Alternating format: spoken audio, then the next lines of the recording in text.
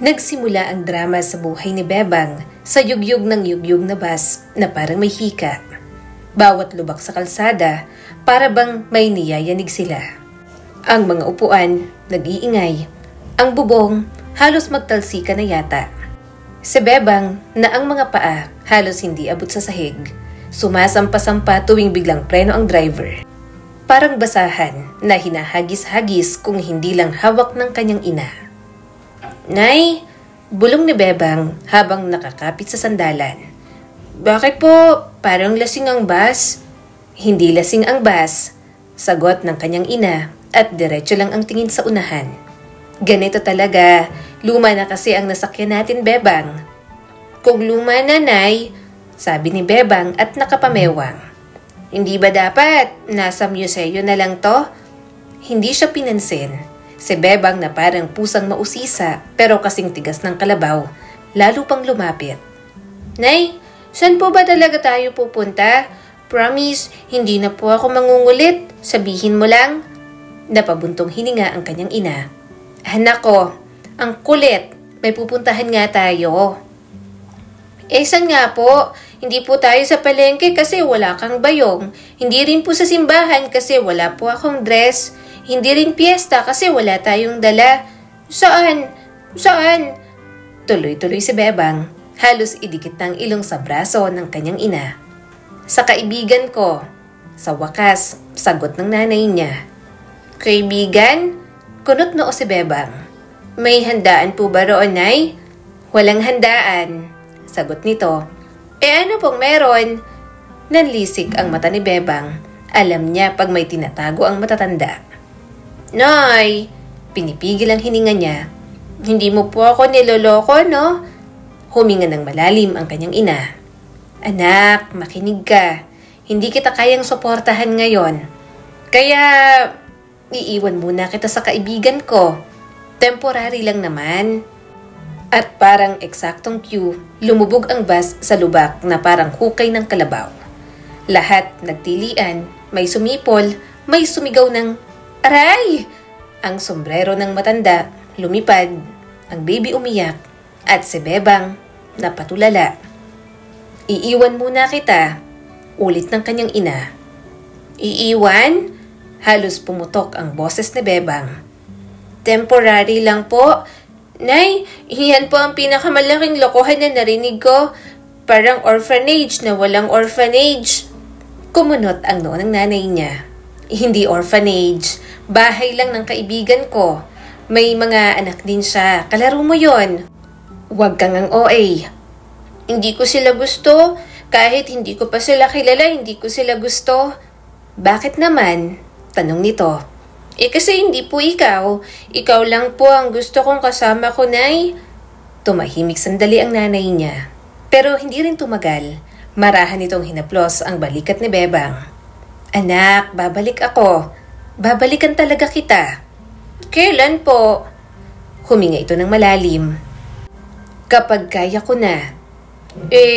Ibig sabihin, hindi mo po ako kaya ngayon? Nay, pwede po ba yon? Hindi mo po ako kaya? Ako na nga ang pinakamaganda mong anak tapos hindi mo pa po ako kaya?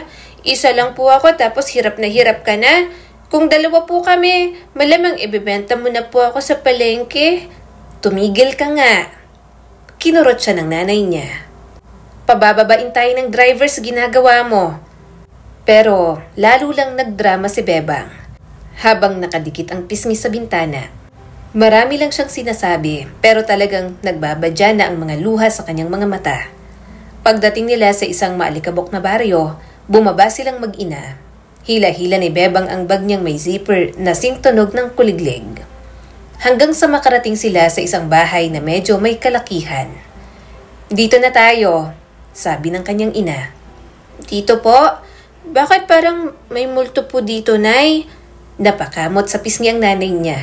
Hindi multo, kaibigan ko nga. Pagbukas ng pinto, bumungad ang isang babaeng may baba na parang may sariling address. At pwede nang gawing poste ng kuryente sa sobrang tangkad. Kumare, bati nito habang nakangiti. Nanay, bulong ni Bebang. Para pong kumakaway yung baba niya. Magmano ka, Singhal ng nanay niya. Si Tita Garrett mo yan. Saan po? Sa kamay o sa baba? Bulong ni Bebang. Anak! Napilitan si Bebang na magmano, hindi man lang alintana ng babae. Pinatong naman sa ulo ni Bebang ang kamay ni Tita Garrett. Mga anak, labas na kayo, may bago kayong kalaro. Lumabas ang dalawang bata. Una, malaki ang mata na parang laging nagugulat. Ang pangalawa naman, may pisnging kasing laki ng pandesal. Hello! Bati ng una at mabilis kumurap. Ako si Letty. Hello! Sagot ng ikalawa, sabay lunok ng tinapay. Ako si Toby. Natigilan si Bebang. Nay, orphanage po ba to ng cartoons? Tinulak siya ng kanyang ina. Umayos ka anak. Tumawa naman si Tita Garrett. Ang cute ng batang ito. Komedyante. Komedyante po? Ano po yun? Singhal ni Bebang. Hindi po. Pero bago pa siya makapagreklamo ulit, iniabot ni Tabi ang isang tinapay sa kanya. Ayan, kain. Kinuha yun ni Bebang habang nakatitig pa rin sa kanyang ina. Pero ibis na magsalita, nilamon na lang niya ang tinapay habang nakabusangot. Yumuko ang nanay niya at hinaplos ang kanyang buhok. Anak, aalis na ako. Napatigil sa pagngata si Bebang. Ngayon na po? Oo, pero babalik ako. Promise. Promise? Tumango naman ito. Promise. Nakatitig si Bebang dito. Inaalala ang mukha ng inang iiwan sa kanya ng sandaling iyon. Nay, pag hindi ka po bumalik, pahahabain ko rin ang baba ko para hanapin ka. Napatawa ang nanay niya kahit may luha sa mga mata. Niyakap siya ng mahigpit tapos lumakad palayo. Habang nakatanaw si Bebang, kinabig siya ni Tita Garrett. Huwag kang mag-alala iha, magugustuhan mo rin dito. Suminghot naman si Bebang sa kanyang sipon. Hindi po siguro. Napangiwi naman si Tita Garrett. Hindi naman sama-sama ang ugali ni Bebang. Pero ano bang magagawa ni Bebang kung nagiging honest lang siya? Sa unang gabi niya sa bahay ni Tita Garrett, natulog si Bebang sa kama na kawayan na kumikirikik bawat hinga niya. Babalikan ako ni nanay. Bulong niya sa kisame kung saan may butas na hugis Luzon. Siguro bukas o sa susunod na linggo. Niyakap niya ang maliit niyang bag na parang teddy bear. Pero lumipas ang mga buwan, hindi na siya binalikan ng kanyang nanay. Hoy, Bebang! Sigaw ni Letty sa kanya. Magwalis ka nga! Para ng disyerto tong bahay, puro alikabok. Napabuntong hininga si Bebang habang tamad na tamad ang pagwawalis. Nay, balikan mo na po ako dito. Masama pa ugali nila. Ginagawa ko Cinderella na walang Prince Charming. Ha? Bulalas ni Letty. Umiling naman agad si Bebang. Kung disyerto nga, ibig sabihin tourist spot na kayo. Pwede na kayong maningil ng entrance fee. Nanay, si Bebang nakakainis na naman. Mula sa kusina, bumungad ang boses ni Tita Garrett na parang loudspeaker. Bebang, gawin mo na lang. Huwag kang sumagot. Kasi po, walang kasi. Napapadyak si Bebang. Mahaba na nga ang baba, pero maiksi naman ang pasensya nito. Akala niya ay aalagaan siya roon, pero mukhang nagkamali ang kanyang ina. Ginagawa siyang alila pero wala naman siyang magawa kundi ang sumagot-sagot na lang dahil wala rin naman siyang choice. Wala siyang ibang mapupuntahan. Kung tutuusin, mabait pa nga si Tita Garrett sa lagay na yon. Kaya walang ibang choice si Bebang kundi ang magtiis. Noong una, nagpapadala pa ang kanyang ina. Tuwing may envelope, parang peryahan sa bahay. May pera galing sa nanay mo. Sigaw ni Tita Garrett. Kumikinang ang mata ni Bebang. May sulat din po? May picture? Wala, pera lang. Umawang ang bibig ni Bebang. Kahit na medyo may ugali si Tita Garrett, hindi naman ito kinukuha ang mga perang padala ng kanyang ina. Hindi ito adik sa pera ng ibang tao dahil may sarili naman itong kinikita. Yun nga lang, masama ang ugali. Parang inipon ito sa baba lahat ng attitude. Hinahaplos niya ang sobre na para bang kamay ng kanyang ina.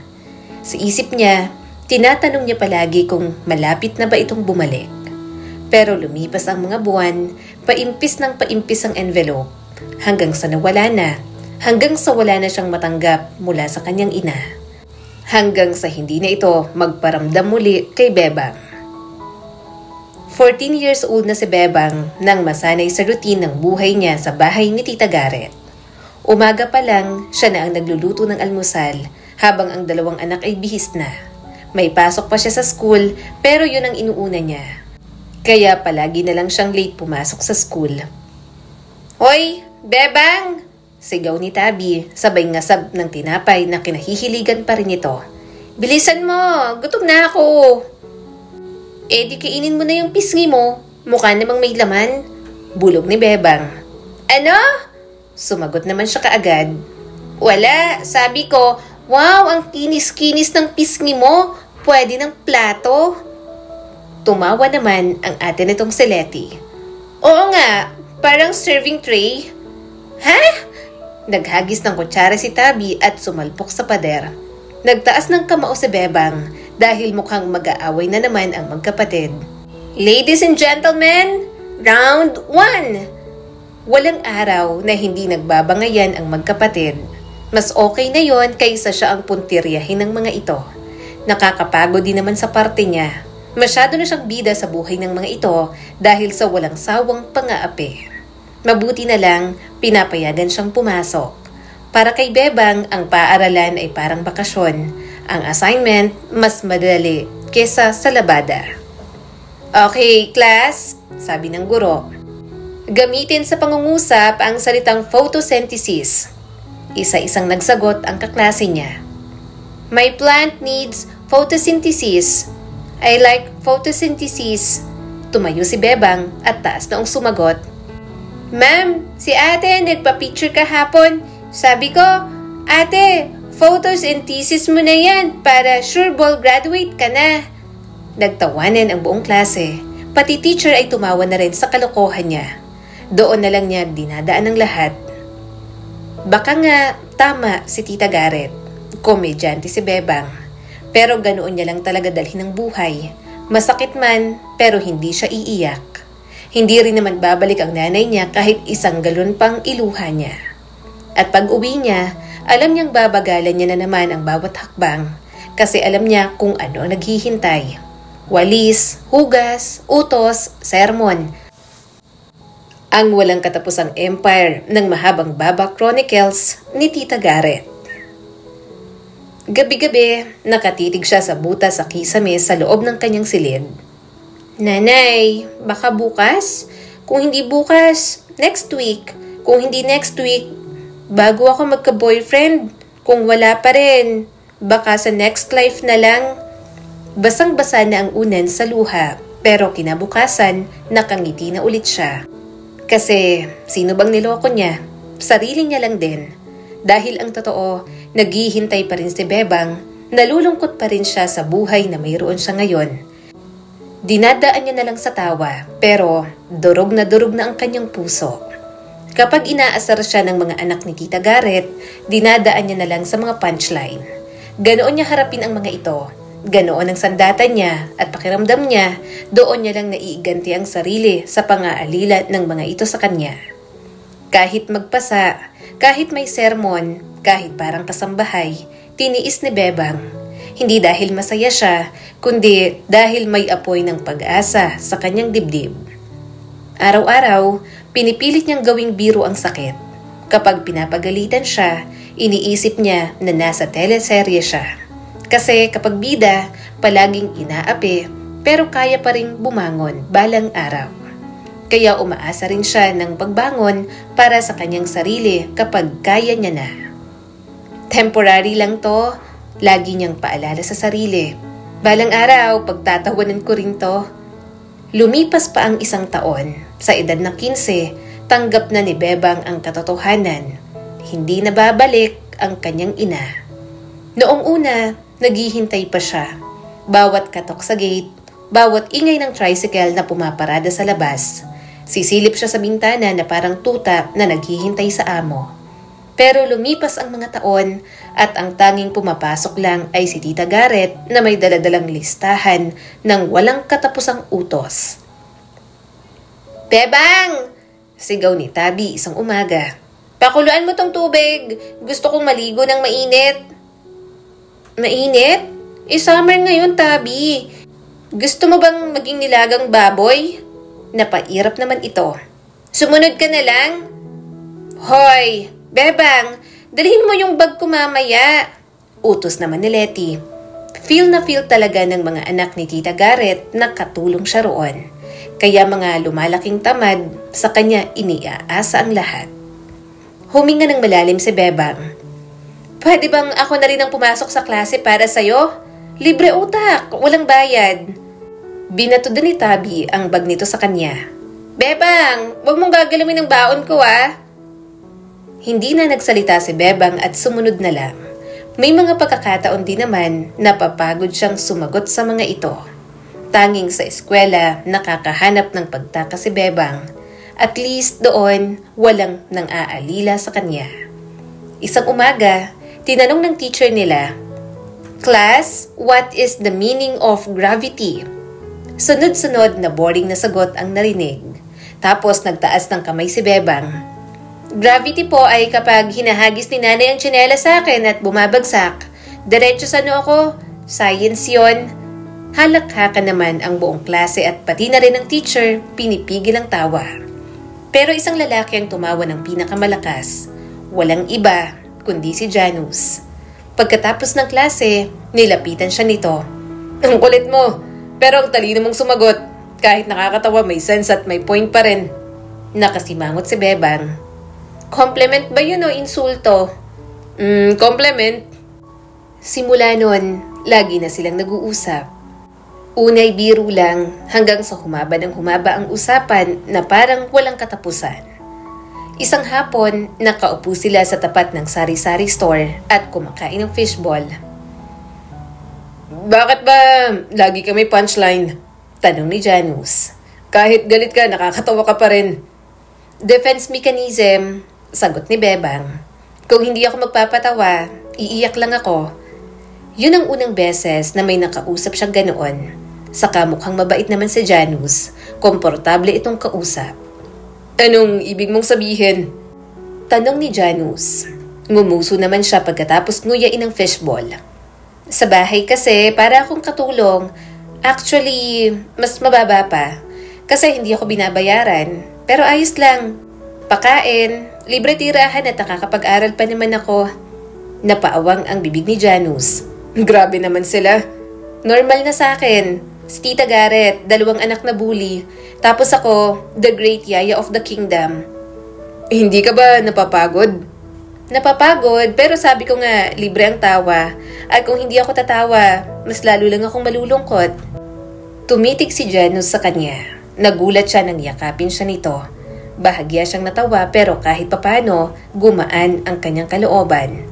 Ilang taon na rin kasi na walang yumayakap sa kanya ng ganoon. Lumipas ang mga linggo at hinahanap-hanap na ni Bebang si Janus. Sa kantin, sa library, at kahit sa panaginip. Isang Biyernes, sinamahan siya ni Janus pa uwi. Naupo sila sa bangko sa ilalim ng kumukurap-kurap na ilaw ng poste. "Bebang," simula ni Janus, "pwede ba kitang ligawan?" Itinaas niya ang kilay. "Ligawan? Seryoso ka ba?" Seryoso ako." Napatawa si Bebang. "At bakit ako ang gusto mong ligawan? Wala nga akong baon minsan. Libre lang sa fishball." Napangiti naman si Janus. Kasi gusto kita. Hindi lang dahil nakakatawa ka, kundi dahil totoo ka." Parang nag-backflip ang puso ni Bebang. Nagtawanan sila pero nang tumigil ang halakhakan, ramdam niya ang init ng mga salita nito. Bata pa siya pero siguro dahil sabik sa pagmamahal, kaya madali siyang bumigay. May magpakita ng kabaitan sa kanya, nagtitiwala na agad si Bebang. 1 buwan lang siyang niligawan ni Janus. Hindi niya na pinatagal at sinagot na ito. Kahit na bata pa at hindi pa gaanong mature sa pag-ibig, namulat na sila ni Janus sa mature na roles. Pareho kasi silang mapusok sa pagiging parte ng kabataan nila. Mainit ang gabi, kahit may hangin mula sa palayan. Doon sila nagtatago ni Janus para bang mga bida sa sariling telenovela. "Janus," bulong ni Bebang habang napapakagat-labi sa paghalik nito sa leeg niya. "Sigurado ka ba dito? Baka mahuli tayo ni Aling Shoning. Hindi pa ako ready sa mature na roles." "Okay lang yan, Bebang," sagot ni Janus sabay hawak sa kanyang kamay. "Girlfriend naman kita. Nagmamahalan naman tayo." Hinayaan na lang ni Bebang nang hubarin ni Janus ang damit niya. Narinig niya lang ang salitang mahal. Bigay na siya agad. Doon pa lang, aminado na siyang marupok siya. Pagkatapos nilang magbihis, umupo sila sa banig. Bawat sandaling yun sa kubo, parang palasyo para kay Bebang. Hindi naman siya natatakot mabuntis dahil maingat naman si Janus. Alam niyang mga bata pa sila, pero hindi niya rin naman pinigilan. Siguro dahil nakahanap siya ng isang tao na kaya niyang sandalan pagdating kay Janus. "Bebang," seryosong bungad ni Janus. "Alam mo, 1 buwan pa lang tayo pero pakiramdam ko, 1 dekada na. Hindi ko kayang araw na wala ka." Napanganga si Bebang. Ako rin. Tahimik na dumampi ang hangin sa kanila. Doon muling naglakas loob si Janus. "Pwede ba kitang halikan?" tanong nito. Napataas ang kilay ni Bebang. "Bakit pa nagtatanong? Kung ayoko." "Di, uuwi na lang ako." Ngumisi si Bebang at bago pa makapag-react si Janus, siya na mismo ang lumapit. Nagtagpo ang kanilang mga labi, pero... "Aray!" sigaw ni Janus. "Nakagat mo ako." Kasi, ang laki ng nguso mo. Reklamo naman niya. Natawa si Bebang at tumawa rin si Janus kahit masakit ang labi. Niyakap niya na lang ang kanyang boyfriend. Masaya siya na may nagmamahal sa kanya ng ganoon. Mapusok pero clumsy, pareho silang inosente na nag-explore sa mga bagay-bagay na hindi pa dapat pwede. Matapos ang ilang halik, naglapit na ang kanilang katawan. Para silang dalawang batang naglalaro ng taguan pero hindi alam kung saan magtatago. Matapos ang lahat ng tawa, unti-unti silang naging seryoso. "Bebang," sabi ni Janus. "Alam kong bata pa tayo at baka mali ang tingin ng iba. Pero totoo ang nararamdaman ko. Hindi lang to laro para sa akin." Naramdaman ni Bebang ang bigat ng salita nito. Para bang kahit gaano sila kapusok, may totoo sa pagitan nila. At sapat na yon para sa kanya. "Janus," sagot naman ni Bebang. "Kung laro man to, gusto ko ikaw lang ang kalaro ko. Kahit matalo ako, basta kasama kita." Niyakap siya ni Janus ng mahigpit, parang ayaw ng pakawalan. At sa ilalim ng buwan, sa kubo na amoy pawis at kawayan, naramdaman nilang totoo ang pagmamahal. Kahit puno ng awkward moments, kahit kuliglig lang ang saksi, at kahit mga bata lang ang mga puso nila. Isang hapon, ang pinakamalaking problema lang ni Bebang ay kung kakainin na ba niya ang baon o mamaya pa. Pero biglang parang sumabog ang pinto at parang kontrabida sa teleserye, pumasok si Tabi. "Ayan ka pala, Bebang!" Kumurap-kurap si Bebang. "Ano na naman? Huwag ka nang magpabibo!" Umabante si Tabi na parang bulldozer. "Ikaw pala yung girlfriend ni Janus?" Natigilan ang kutsara sa kamay ni Bebang. Dahan-dahan niyang ibinaba ang kutsara. "Girlfriend? Oo, bakit may reklamo?" "Reklamo? Reklamo raw?" Halos sumabog ang mga pisngi ni Tabi. "Alam mo bang matagal ko ng crush si Janus?" Nakangusong tumitig si Bebang. "Matagal na? Bakit hanggang ngayon, crush pa rin? Wala bang evaluation o progress kaya akong inaaway mo ngayon?" Hindi niya maintindihan kung bakit siya ang inaaway nito. Wala naman siyang ginagawang masama rito. Malay niya bang crush nito si Janus? Pero kahit alam niyang crush pa rin ito ang binata, alam ni Bebang na wala siyang kasalanan. Si Janus naman ang lumapit sa kanya at hindi siya. Ilang sandali pa ay napasigaw si Tabi, sabay sa bunot sa buhok ni Bebang. "Aray! Huwag mong galawin tong buhok ko. Pinaghirapan kong tanggalin ang split ends nito." Sigaw ni Bebang sabay sa bunot din sa buhok ni Tabi. Ngayon, mukha silang dalawang wrestler na nagkakandabitin habang parehong sumisigaw. "I hate you! Inagaw mong dapat na love life ko? Sigaw ni Tabi. Nanlaki ang mga mata ni Bebang. Love life? Ano yon? May business permit ba yan sa barangay? Nagpagulong-gulong sila sa sahig, sabunutan, sipa, hampas, para silang dalawang washing machine na sabay na binuksan. Biglang dumating si Letty at napatili na parang referee na walang training. Mama! Si Bebang nakikipag-away! Pumasok si Tita Garrett. Ano to? Pinilit ni Bebang magsalita kahit hawak pa ni Tabi ang buhok niya. Ako po kasi... Kaso, sa halip na pakinggan, nakatanggap lang siya ng isang malakas na sampal. Labi siyang nagulat at natigilan ng lahat. Alam niya namang hindi siya kakampihan, pero sana man lang nakinig ito bago siya sampalin ng ganoon. Wala kang modong bata ka? Dati ko pang gustong gawin yan sa'yo, nagtitimpi lang ako. Singhal ni Tita Garrett. Ikaw ang gulo dito? Lagi kang sakit ng ulo. Nanlaki ang mata ni Bebang. Ako? Siya kaya ang may hawak ng buhok ko. Ako lang ang nag-defend sa sarili ko. Basic human rights kaya yon. At ano bang inaasahan niyo sa akin? Laging magpapaapi? At hayaan ang sarili ko na maging punching bag ng pamilya niyo? Hindi siya pinansin ni Tita Garrett. Kumukulo ang dugo ko sa'yo, Bebang. Ngayon, tuturuan kita ng leksyon. Natigilan si Bebang nang hilahin siya papunta sa bakuran. Nandoon, nakatambak ang kinakalawang na cage ni Brownie, ang kanilang askal na aso. Napalunok si Bebang. Teka lang, joke ba to? Okay lang sa akin mag-animal roleplay pero hanggang bark lang at hindi ganito. Pasok! Sigaw ni Tita Garrett. Tinulak siya papasok, sabay kandado. Niyakap na lang ni Bebang ang kanyang mga tuhod, ramdam ang malamig na bakal sa likod niya. Wow! Congratulations sa akin! Level up na ako! From kasambahay to zoo exhibit. Grabe na kayo! Naluluhan na si Bebang pero pinigilan niya na lang. Ayaw niyang umiyak sa harap ng mga ito. Gayunpaman, may tumulo pa rin kaya mabilis niyang pinunasan. Hindi na kaya ni Bebang, mabigat na para sa kanya. Masakit na sa dibdib ang mga nangyayari sa kanyang buhay na tila kahit mga biro at mga tawa ay hindi na yun mapapagaan.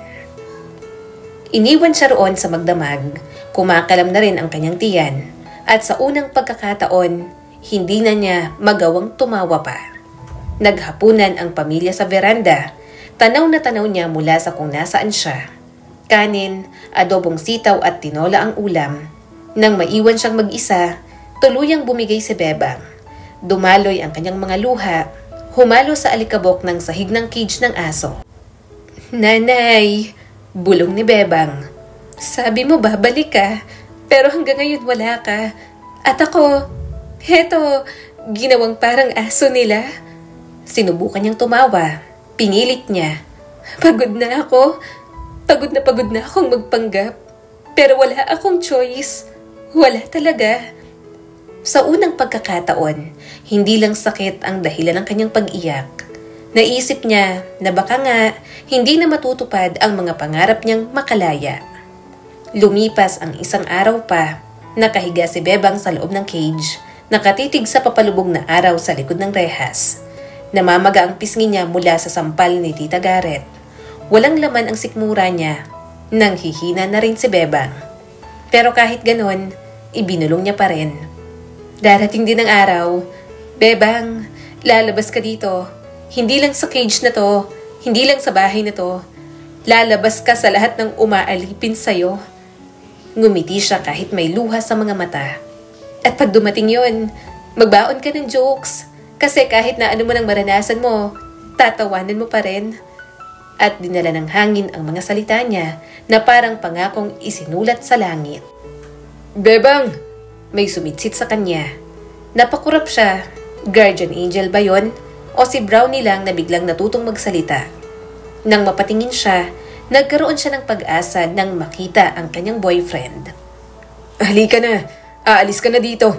Maingat nitong tinatanggal ang kandado roon. Wala ka sa school, 2 araw na. Nag-aalala ako kaya pumunta na ako rito. Tumulo ang kanyang mga luha. Pakiramdam niya, pinakinggan ng Diyos ang mga panalangin niya kahapon. Salamat, Janus. Halika na. Sa amin ka natitira. Napailing si Janus at pinunasan siya. Walang hiya talagang pamilyang yan sa'yo.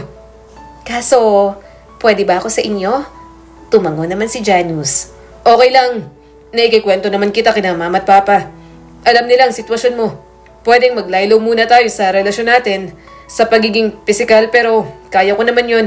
Nasa bahay tayo ng mga magulang ko at hindi natin magagawa yun. Pero alam kong maaawa sila sa'yo, kaya kukup-kupin ka na lang nila kahit alam nilang girlfriend kita. At simula ng araw na yon, iniwan ni Bebang ang bahay ni Tita Garrett. Sumama siya sa kanyang boyfriend at nagtiwala rito. Mas maliit ang bahay ng pamilya ni Janus, pero komportable naman. Naka-aircon din ang kwarto ng magkapatid. "Kuya Janus, sino yan?" Sigaw ng isang bata mula sa sala. Si Rika, kapatid ni Janus, na agad ang yumakap kay Bebang. "Uy, ang payat mo na, Ate Bebang. Gusto mo ng champurado?" Bahagyang napangiti si Bebang. Masaya siya sa yakap na yon. Pakiramdam niya ay welcome na welcome siya. Lumabas din ang nanay ni Janus. Bilugan at nakangiti, bit-bit ang isang tray na may pitchel ng malamig na tubig at mga baso. "Ah, si Bebang pala to. Anak, dito ka na. Para ka na ring anak namin. Hindi ka na iba sa amin. Ang totoo, kahit na mga bata pa kayo, pumayag kami na magkaroon ng girlfriend itong si Janus. Nakita kasi namin na simula nang maging girlfriend ka ay nag-aayos na sa pag-aaral. Basta wag munang magiging mapusok ha. Alam nyo dapat ang limitasyon ninyo." Nagkatinginan sila ni Janus. Bahagya siyang na-guilty doon dahil alam nila ng kanyang boyfriend na marami na silang higit na nagawa. Maingat lang talaga sila pero hindi nahuhuli. Kaya ngayong nandito si Bebang, hindi niya gagawin yon. Wala din namang balak ang binata. Kahit na mapusok at minsan pasaway, nakikita ni Bebang ang respeto nito sa pamilya. Namula ang pisngi ni Bebang at halos hindi makatingin. "Nako, tita, sobra po akong nahihiya. Baka po istorbo lang ako, pero maraming salamat po talaga." Hinawakan siya ng ginang sa balikat. "Ano ka ba, iha? Hindi ka istorbo rito. Mas gusto ko ngang may kasama si Janus na tulad mo. At least, hindi puro computer games ang iniintindi ng anak ko. Sabay na kayong mag-aaral. Alam ko namang good influence ka sa anak ko. Huwag kang mag-alala. Kukup-kupin ka namin kasi naaawa ako sa ginawa sa'yo ng mga kumup-kup sa'yo. Saka alam ko, napatay na patay itong si Janus sa'yo dahil palagi kang naikikwento sa akin." Napakamot naman si Janus. Naman oh. Pagkatapos, dumating ang tatay ni Janus. Malaki ang tiyan, seryoso ang mukha at parang boses sa radyo ang timpla ng pananalita. Habang nag-aayos ng sinturon, dumiretso ito kay Bebang. So ikaw ang girlfriend ng anak ko." Pinagmasdan muna siya nito mula ulo hanggang paa. Sige. Basta mag-aaral kang mabuti. Huwag kang mag-alala. Kukup-kupin ka namin. Naawa rin naman kami sa kalagayan mo. Pero mag-aral na muna kayong dalawa. Sa tabi ka ni Rika matutulog." Sandaling napayuko si Bebang. Nangingilid ang luha sa gilid ng kanyang mata. "Copy po, tito. Maraming salamat po talaga. Wala na po talaga akong ibang mapuntahan." Nagkatinginan ang mag-asawa saka parehong tumango. May init ng pagtanggap sa mga mata nito. "Anak, hindi mo kailangang paulit-ulit na magpasalamat," sabi ng nanay ni Janus. "Ang mahalaga, ligtas ka rito, kaya ka nga namin pinapasok dahil pamilya ka na." "Salamat po talaga." Bulong ni Bebang, halos nagbibigkis ang kanyang dibdib sa bigat ng emosyon. Biglang sumabat si Rika, ang bunsong kapatid ni Janus. "Ate, dito ka sa tabi ko matulog ah. Pero warning lang, malikot ako matulog, baka mahulog ka sa kama." Napatawa si Bebang kahit papaano'y gumaan ang loob. "Ayos lang yon. Sanay na akong mahulog sa kama man o sa maling tao." Tahimik namang napatingin si Bebang kay Janus nang muling hawakan nito ang kanyang kamay. Mahigpit yon pero may lambing. Para bang sinasabi sa kanya na magiging okay lang ang lahat. Na doon makakaranas siya ng pagmamahal ng isang pamilya. Naisip ni Bebang sa sarili, ganoon pala ang pakiramdam. Hindi siya tinuturing na pabigat, hindi siya pinapalayas, hindi siya pinagagalitan ng walang dahilan. Ganun pala ang may totoong tahanan. At sa kauna-unahang pagkakataon, nakaramdam siya ng pag-asa na baka magsisimula na ang panibagong kabanata ng kanyang buhay. Lumipas ang mga linggo, muli siyang nakauniforme, nakaupo sa klase at nakikisali sa ingay sa recess. Mababait talaga ang mga magulang ni Janus. Pinag-aral siyang muli, kaya labis ang galak na kanyang nadarama. Kapag uuwi, magkasabay na sila ni Janus.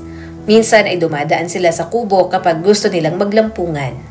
Pero kapag nasa bahay, kapag nag-aaral siya, palagi niyang sinasabay si Janus.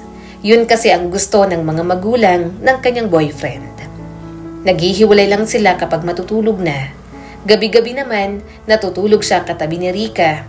Minsan pa'y binibraid nito ang kanyang buhok. Ang swerte ni Kuya, ikaw ang girlfriend niya, biro ni Rika. Napangiti si Bebang. Swerte? Ako ang swerte sa inyo kasi ang bait ng pamilya niyo sa akin. Punong-puno ang dibdib niya ng bagong pakiramdam. Sa wakas, kahit papaano, may natatawag na siyang pamilya. May bahay na siyang inuuwian na pwedeng ituring na tahanan. Yun nga lang, mukhang maaalis agad yun sa kanya. Sa mga nakalipas na buwan, naging okay naman si Bebang. Yun nga lang, unti-unti niyang napansin ang mga tingin ng tatay ni Janus. Una, akala niya'y baka may muta lang siya o may butas ang damit niya. Pero wala naman. Talagang nahuhuli niya lang itong nakatitig sa kanya palagi. Isang gabi, naghuhugas siya ng mga pinggan nang dumaan ito sa likod niya. Masyadong malapit at masyadong matagal kaya bahagya na siyang nailam. Tito, baka mabasa ka ng sabon. Biro niya, sabay iwas. Umungo lang ito at dinilaan ang pang-ibabang labi. Sanay naman akong mabasa. Wala dapat mali siya yon. Wala namang kakaibang ginawa ang ama ni Janus. Pero nagsimula ng tumindig ang balahibo niya. Alam niyang hindi niya pwedeng ipagsawalang bahala iyon. Kaya sa mga lumipas na araw, pilit siyang umiiwas. Hindi siya nagsusuot ng mga maiiksing damit sa bahay. Hindi niya rin hinahayaan na mapag-isa sila ng ama ni Janus. Yun nga lang, kahit anong iwas ni Bebang, kung may gusto, may paraan talaga. Umuulan ng malakas ng gabing yon, tulog na ang mga tao sa bahay. Si Bebang naman, nasa sala pa, bahagya ng nakaidlip sa pagbabasa. Bebang! Bulong ng tatay ni Janus at naramdaman niya ang haplos nito sa kanyang likod. Halika! Mabilis siyang nagising at agad na tumubid ng upo. Tito, bakit po? Pinagmasdan nito ang kanyang katawan. Nakatulog ka na rito sa sala. Pumunta ka na sa kwarto niyo ni Rika. Marahan siyang tumango, tumayo at inayos ang mga gamit. Kaso, paalis na sana siya nang hinawakan nito ang kanyang braso. Ano pong ginagawa niyo? Kinakabahan niyang tanong. Bakas ang pagnanasa sa mga mata nito at bumulong sa kanya. Ang sexy mo, Iha. Alam kong may nangyayari sa inyo ng anak ko. Bata pa kayo pero kung ano-ano nang ginagawa niyo. Bahagya siyang napayuko. Sorry po. Pasensya na. Teka, Tito, ano po bang ginagawa niyo? Hinawakan kasi nito ang kanyang dibdib kaya agad siyang napaatras. Pero hindi siya nito hinayaan at inulit-ulit ang ginawa. Kaya naman, galit niyang hinampas ang mga librong dala niya. Bastos ka! Singhal ni Bebang. Janus! Tulong! Nagising naman agad ang mga ito at bumukas ang mga ilaw. Dumating si Janus at ang ina nito. Napaatras ang ama at halatang kinakabahan sa presensya ng dalawa. Anong nangyayari? Gulat na tanong ng nanay ni Janus. Nanginginig si Bebang habang itinuturo ang asawa nito. Si Tito, tinangkang galawin ako. Hinawakan niyang dibdib ko. Ang bastos niya. Pero agad pumutol ang boses ng tatay ni Janus. Huwag kayong maniwala. Ako gagawin yun. Hindi ko kaya yun. Papa, bulong ni Janus. Itinuro ng ama ni Janus si Bebang.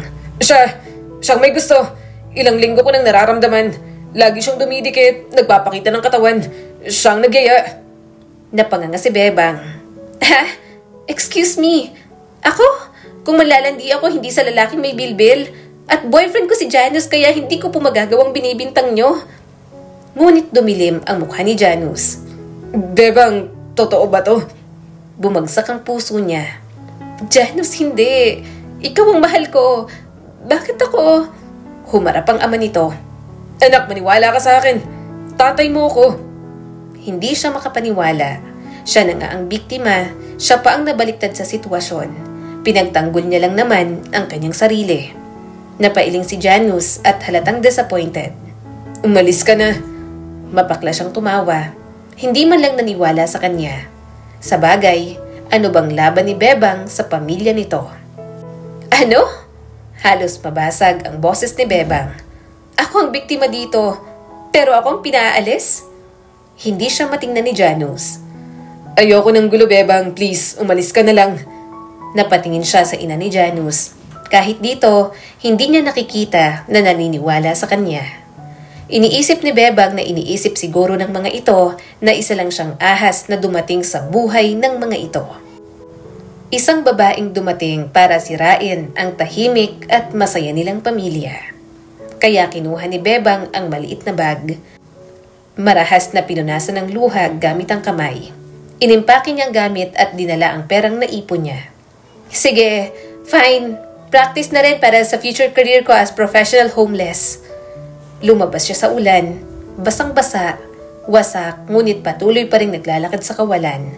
Dahil kung hihinto siya, baka hindi na siya muling makatayo pa. Sa edad na 17, ang tanging kayamanan ni Bebang ay ang isang maliit na bag.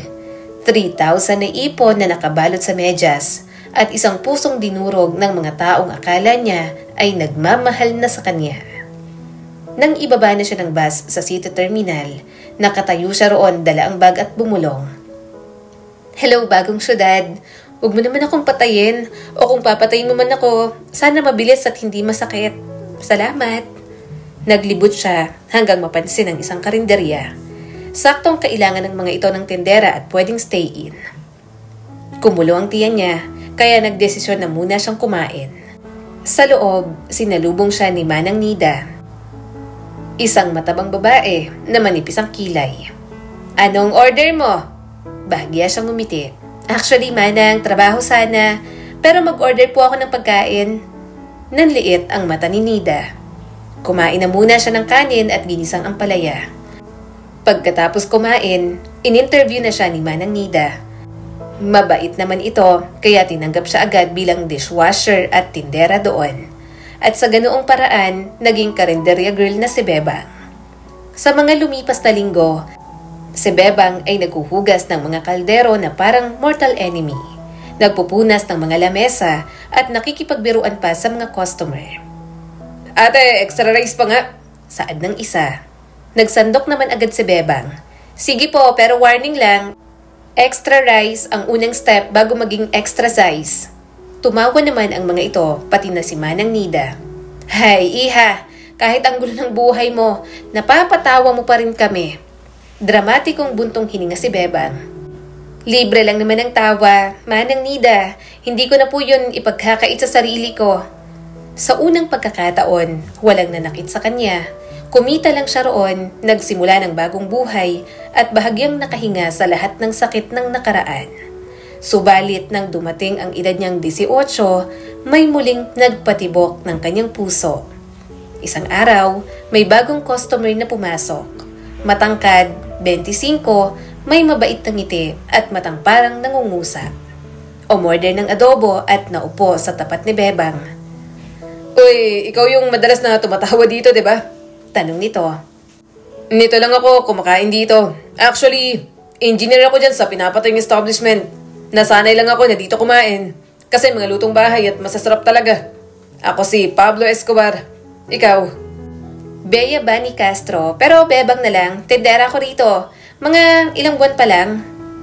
Mula noon, madalas nang kumain si Pablo. Hindi lang para sa pagkain, kundi para masilayan at makausap siya. Hanggang sa nag-alok itong ihahatid siya kapag uuwi. At alam niyang pinopormahan siya nito. 7 years ang age gap nila, pero 18 na naman siya. Pakiramdam niya rin, mas mature ito kaysa kay Janus at kaya siyang ipaglaban kahit anong pagsubok ang dumating sa relasyon. Isang gabi, inihatid siya ni Pablo sa inuupahang bed space. Huminto ito sa gate at halatang kinakabahan. Bebang, pwede ba kitang ligawan? Napakurap siya. Ligawan? Akala ko nililigawan mo na ako. Palagi kang nandito para sa akin. Humalakhak si Pablo. Nagpapaalam lang ako. Baka kasi isipin mo na pangkaibigan lang ang intention ko. Tiningnan ni Bebang ang binata. 7 taon ang tanda nito sa kanya. Mabait at gentleman. Okay, ngumiti siya rito. Pero kapag naging boyfriend ka na, no return, no exchange. Dapat mahal na mahal mo ko. Tumango naman agad si Pablo.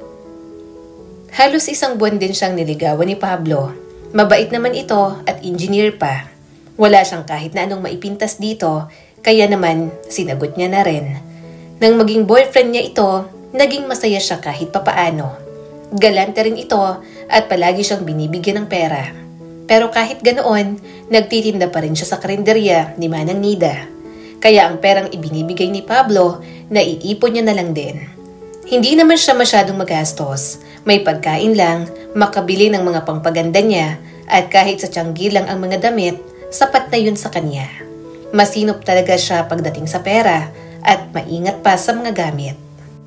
Makalipas ang ilang buwan, nagulat sa Bebang sa naging offer sa kanya ni Pablo. Bebang, ayoko na laging nasa bed space ka. Magrenta tayo ng bahay. Saad ni Pablo sa kanya. Saka para makatipid ka rin at hindi palagi tayong nag-check-in sa hotel sa tuwing bumibisita ako sa'yo.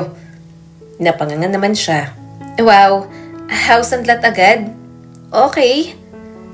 Tumawa naman ang binata. Rent lang, Bebang.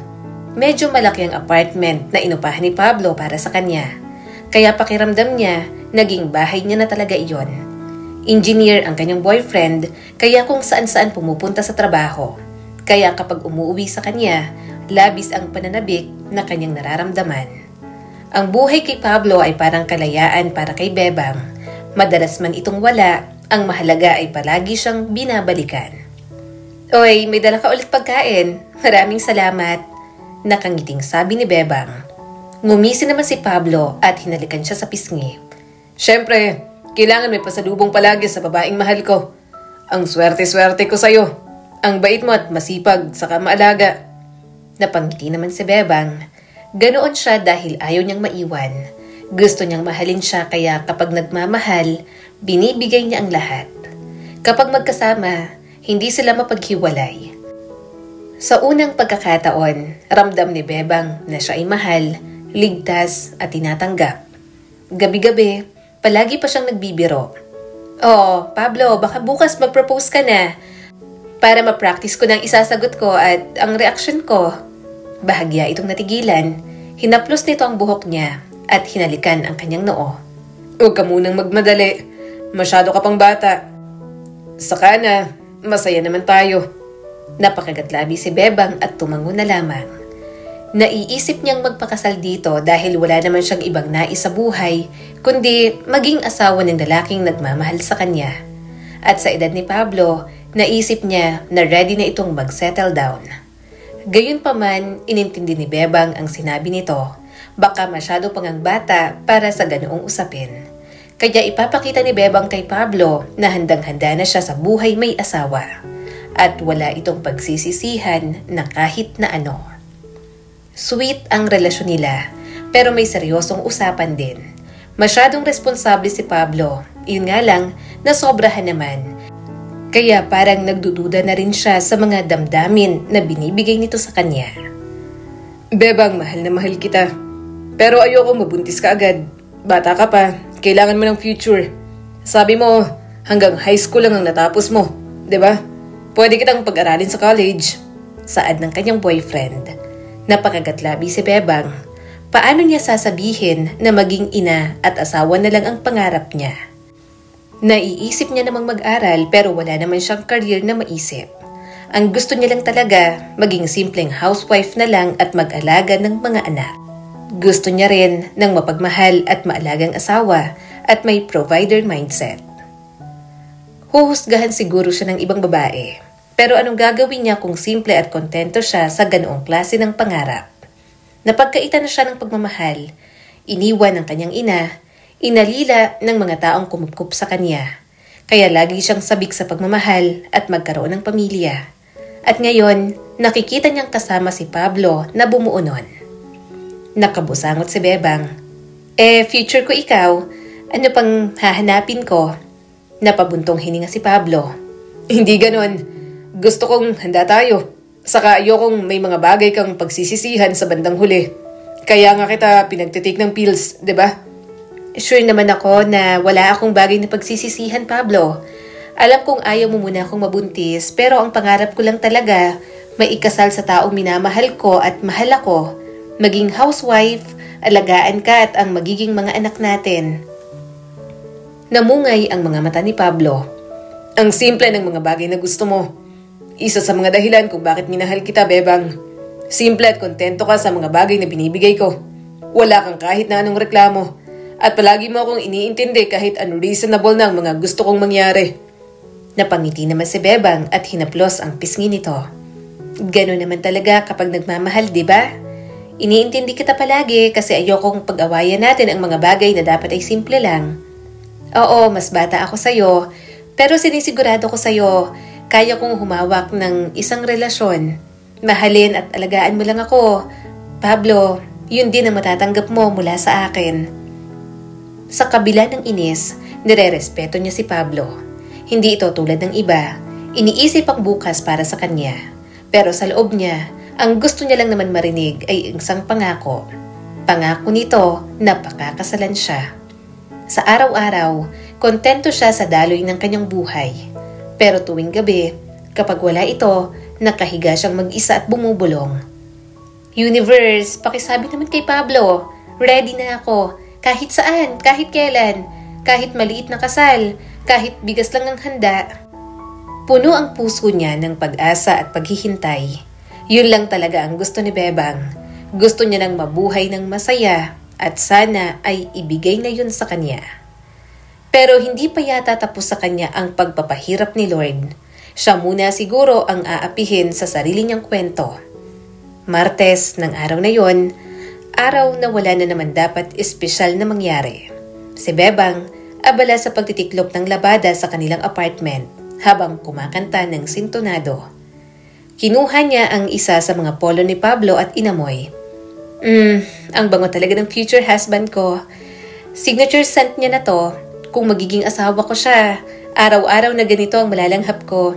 Tapos, sasama na ako kahit saan siya magpunta kapag may mga project na siya. O kaya kapag may anak na kami, sa bahay lang ako kasama ng mga anak namin, maghihintay sa pagbabalik niya. Ay, ang sarap naman ng buhay na ganon. Magaan ang puso niya. Sa isip niya, yun na ang klase ng pag-ibig na ipinagdadasal niya. Matino, mabait at tila permanente. Hindi katulad ng nanay niyang iniwan na siya at hindi na binalikan pa. Natigil lang ang kanyang pagde-daydream nang may malakas na kumatok sa pinto ng apartment. Nanlaki ang mga mata ni Bebang nang umuga ang pinto. Nagtaka si Bebang. Sino ba to? Landlord? Grabing makakatok ng pinto. Nakabayad na naman kami ng future husband ko. Binuksan niya ang pinto at bumungad ang isang babae.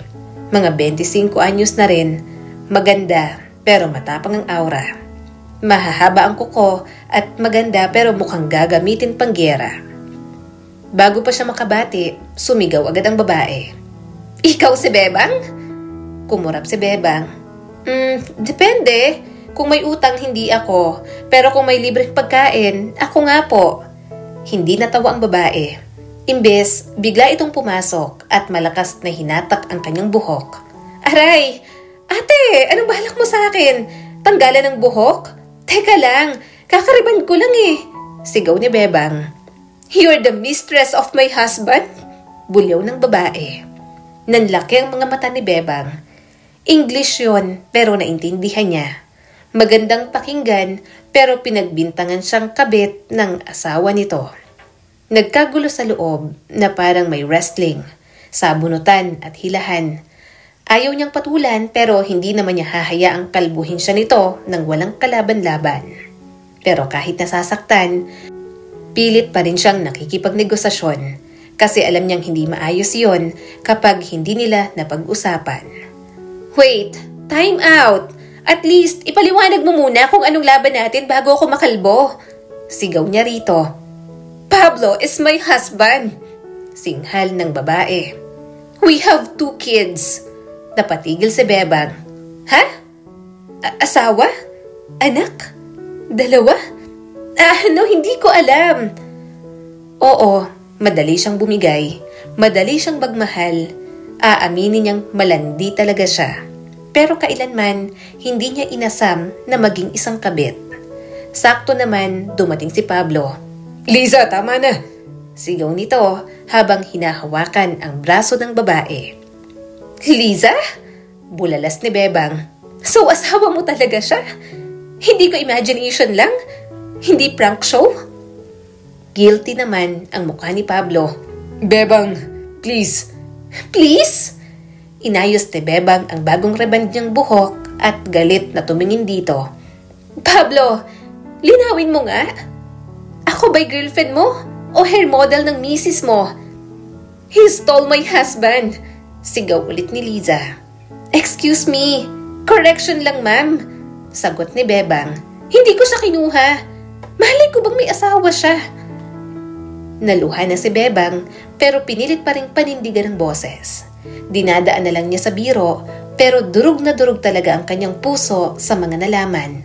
Ang kapal niyang mangarap na future husband niya si Pablo. May asawa at mga anak na pala. Napailing si Bebang at mabilis na tumulo ang mga luha. So Pablo, totoo? May asawa ka na? May anak ka pa? 2? Wow! Family package deal pala? Mababa ang boses ni Pablo at sinusubukang magpaliwanag. Oo, pero it's complicated. Complicated? Ani Bebang. Ano to? Facebook status? Hinawakan siya ni Pablo. Mahal kita, Bebang. Agad siyang umatras. Love mo ko? Bakit may pamilya ka? Huwag mo akong gawing extra rice, Pablo. Hindi ako side dish. Wisit ka. Huminga siya ng malalim at tumingin kay Liza. Ate, hindi ko alam na asawa mo siya. Kung alam ko kahit gaano pa kagandang abs niya, iiwas ako. May dignidad pa naman ako kahit kaunti na lang. Naalis na ni Pablo ang asawa nito roon. Naiwan naman siyang umiiyak. Hindi siya makapaniwala na nagawa yun ni Pablo sa kanya. Kaya naman, nag-impake na siya ng gamit. Bukas na bukas ay aalis siya at magpapakalayo-layo na naman. Pero bago makaalis, bumalik pa talaga ang walang hiyang si Pablo sa apartment. Bebang, No! Putol ni Bebang at parang sobrang proud pa. Dahil ang arte ng pagkakabigkas niya sa no. Wala kang sasabihin na makakabuo ulit ng puso kung binasag mo. Pablo, mahal kita. Pero hindi ako desperada para pumayag maging kabit mo. Ang gusto ko pagmamahal, pamilya, masayang buhay, hindi sikreto. Hindi ka sinungalingan. Bebang, please. Huwag kang umalis. Pilit ni Pablo. Umiling si Bebang at kinuha ang kanyang mga gamit. Alam mo, Pablo, ikaw ang unang nagbigay sa akin ng bahay ng halakhak ulit. Akala ko ikaw na eh. Pero ngayon, lahat ng tanong ko may sagot. At lahat ng sagot, masakit. Bebang, huwag naman. Pakiusap ni Pablo. Kaya kong ayusin to. Huwag kang umalis. Hindi niya nilingon si Pablo. Ano? Isesemento mong puso ko? Ano? Itatago mo na naman at gagawing kabit? Alam mo, Pablo, malas ko talaga sa lalaki. Kaya ayoko na. Tama na. Pagod na ako. Salamat sa lahat ng naging tulong mo sa buhay ko. Pero hindi sapat yon para burahin na kabit lang pala ako. At never akong papayag maging ganon. Mabigat ang hangin nang lumabas si Bebang. Umupo siya sa gilid ng kalsada at niyakap ang bag. Muli na namang bumagsak ang kanyang mga luha. Bakit ganito? Ang dali kong magmahal. Pero bakit wala yatang gustong magseryoso? Hindi ba ako sapat? O malas lang talaga ako sa raffle ng pag-ibig? Napatawa siya sa gitna ng pag-iyak. Kung may award sa Best in Heartbreak, ako na siguro ang grand champion. May tutang gala na lumapit sa kanya, kaya binigyan niya ng dalang pagkain. Ayan, kahit aso, mas loyal pa kaysa sa mga lalaking nakilala ko. Salamat aso, at least ikaw, hindi mo ko iiwan para sa iba. Huminga siya ng malalim at muling tumayo. Okay, Bebang. Chapter closed. Hindi mo kasalanan. Oo, mabilis kang magmahal. Oo, madaling madala. Pero hindi ibig sabihin wala kang halaga. Darating ang araw, may magmamahal sa'yo ng buo. Hindi half, hindi secret, hindi extra rice. Full meal, buong buo. At sa pagkakataong yun, magiging masaya ka. Huminga siya ng malalim at pinilit ngumiti. Pero hanggang wala pa. Laban muna. Palagi ka pa rin tumawa. Kasi kung hindi, baka iiyak ka na lang forever. At ayaw mong magka-wrinkles. Para siyang baliw na kinakausap ang sarili. Pero bahagyang gumaan ang kanyang kalooban doon. At sa trademark niyang tawa sa gitna ng sakit, naglakad siyang basag ang puso pero matibay pa rin. Iba ang amoy ng bagong syudad para kay Bebang. Hindi na amoy dumi ng baka, kundi usok ng jeep, pero para kay Bebang, kalayaan pa rin iyon. Nakatayo siya sa harap ng inuupahang sanglang tira. Finally, bulong niya at ibinagsak ang bag. Bagong simula na naman. Kung ang buhay ko ay teleserye, feeling ko nasa season 10 na ako. Ang daming kontrabida, pero wala pa ring leading man na nagmamahal sa akin. Sa perang tinabi niya mula sa mga binibigay ni Pablo noon, nakahanap siya ng sanglang tira. Nagtayo siya ng maliit na sari-sari store. Tipikal na sari-sari store lang yon, pero para sa kanya, kaharian niya na yon. Kapag hapon naman, nagbebenta siya ng turon, hotcake, fishball, kikiam at kwek-kwek. Mga meriendang abot kaya lang ng mga bata. Napansin niya kasi na sa lugar nila parang factory ng mga bata sa sobrang dami. Sa ganoong simpleng pamumuhay, umusad ang buhay ni Bebang. Dahil din sa tindahan, dumami ang nakakakilala sa kanya at nanliligaw. Kadalasan, tambay na bibili lang ng soft drinks. Nagkaroon ulit siya ng mga boyfriend pero hindi naman nagtagal. Ang unang boyfriend niya sa lugar na yon, okay sana kaso masyadong tamad at parang walang pangarap sa buhay. Pwede ba kitang ligawan? Tanong nito. Napakagatlabi si Bebang. Wow, ang bilis ah. Anong trabaho mo? Wala pa pero may plano ako magtrabaho. Anong plano? Napangiti naman ito. Maghihintay na mamana ko yung kalabaw ni tatay sa probinsya. Deadma si Bebang. So, ang investment mo sa future ay kanto? Kahit ganoon ang ugali, mindset at way of living, ginawa niya pa ring boyfriend. Napapatawa kasi siya palagi. Yun nga lang, nalaman niyang may jowa din pala sa kabilang kanto. Kaya walang patumpik-tumpik, nakipag-break siya kaagad. Sa pangalawa niyang boyfriend sa lugar nila, sweet talker naman. Palagi siyang nabobola. Madali pa naman siyang mauto sa mga salita. Laging bumibili ng piatos at chippy hanggang sa nakuha na ang loob ni Bebang. Pero isang linggo lang, nahuli niyang nakikipag-flirt sa ibang tendera. Hoy! Sigaw ni Bebang. Akala ko, ako ang chips ng buhay mo. Bakit may extra flavor pa? Bakas ang guilt sa mukha nito. Kasi variety pack. Variety pack? Sigaw ni Bebang. Well, congrats. Ako naman, expired flavor na sa'yo. Mag-break na tayo? Manloloko ka? Pagdating sa pangatlong lalaking naging boyfriend niya, hindi na siya umiyak. Hindi naman kasi ito manloloko. Yun nga lang, pakiramdam niya ay hindi naman siya mahal at sexy na katawan niya lang ang gusto. Bukod sa physical touch, mahalaga rin sa kanya ang mga salita na may assurance na mamahalin siya. Kaso, hindi naman na iparamdam sa kanya ng pangatlo. Kaya ang ending, nakipag-break na lang din siya. Bakit ganon? Lahat ng lalaki katawan lang ang gusto. Hindi nila nakikita ang talino ko. Marunong kaya ako magbilang ng sukli kahit walang calculator. Hindi nila nakikita na loving and caring ako, na pwede akong wife material. Pero syempre, katawan pa rin ang titingnan, hindi ang character. At yon ang kinaiinisan ni Bebang. Kaya lang, nang dumating ang isang lalaki sa buhay niya, parang kahit katawan niya na lang din ang dahilan, ayos lang, basta mapikot niya lang ang binata. Isang hapon, may bagong lipat sa tabing bahay. Si Edgar, matangkad, maskulado dahil sa pagiging construction worker. May ngiti at dimples. Nagustuhan niya agad ito dahil mabait at mukhang responsable. Sinusubukan niya kung kakagat ito sa pangaakit niya. Tinitingnan kung katawan lang ang gusto niya pero hindi siya kailanman nakakita ng pagnanasa dito. Kaya simula ng araw na yon, kahit sinabi ni Brian na bungal ito at nakapustiso lang, gustong gusto niya pa rin. Ano ba, Bebang? Ayoko nga sa'yo. Sabi ni Edgar nang pilit niyang hilahin sa bahay niya ang binata. Mas lalo lang kumapit sa braso nito si Bebang. Bakit ba ayaw mo? Ikaw na ngang inaaya, ayaw mo pa. Umiling naman si Edgar. Mahilig lang ako mangbola pero hindi ako ganyang klase ng lalaki. Sige na, huwag mo na akong istorbohin. May trabaho pa ako. Sa araw-araw na lang nalalabas ako ng pinto. Lagi mo na lang kinukulit ang gwapong katulad ko. Ayaw mo nun? Tanong pa ni Bebang. Ako ang magpaparami ng lahi mo. Sige na, one time lang naman. Alam kong malaki yan. Bahagya siyang tumawa. Kahit ganoon ang sinasabi ni Bebang, alam niyang hindi ito papatol. Masyadong mabait si Edgar. Nakikita niya yun sa binata, kaya nga mas lalo niyang nagustuhan. Tinakpan naman ito agad ang daan ng mga mandirigma nito. Manahimik kang babae ka. Malandi ako pero hindi ko pa naibibigay ang sarili ko kahit kanino. Tigilan mo ako.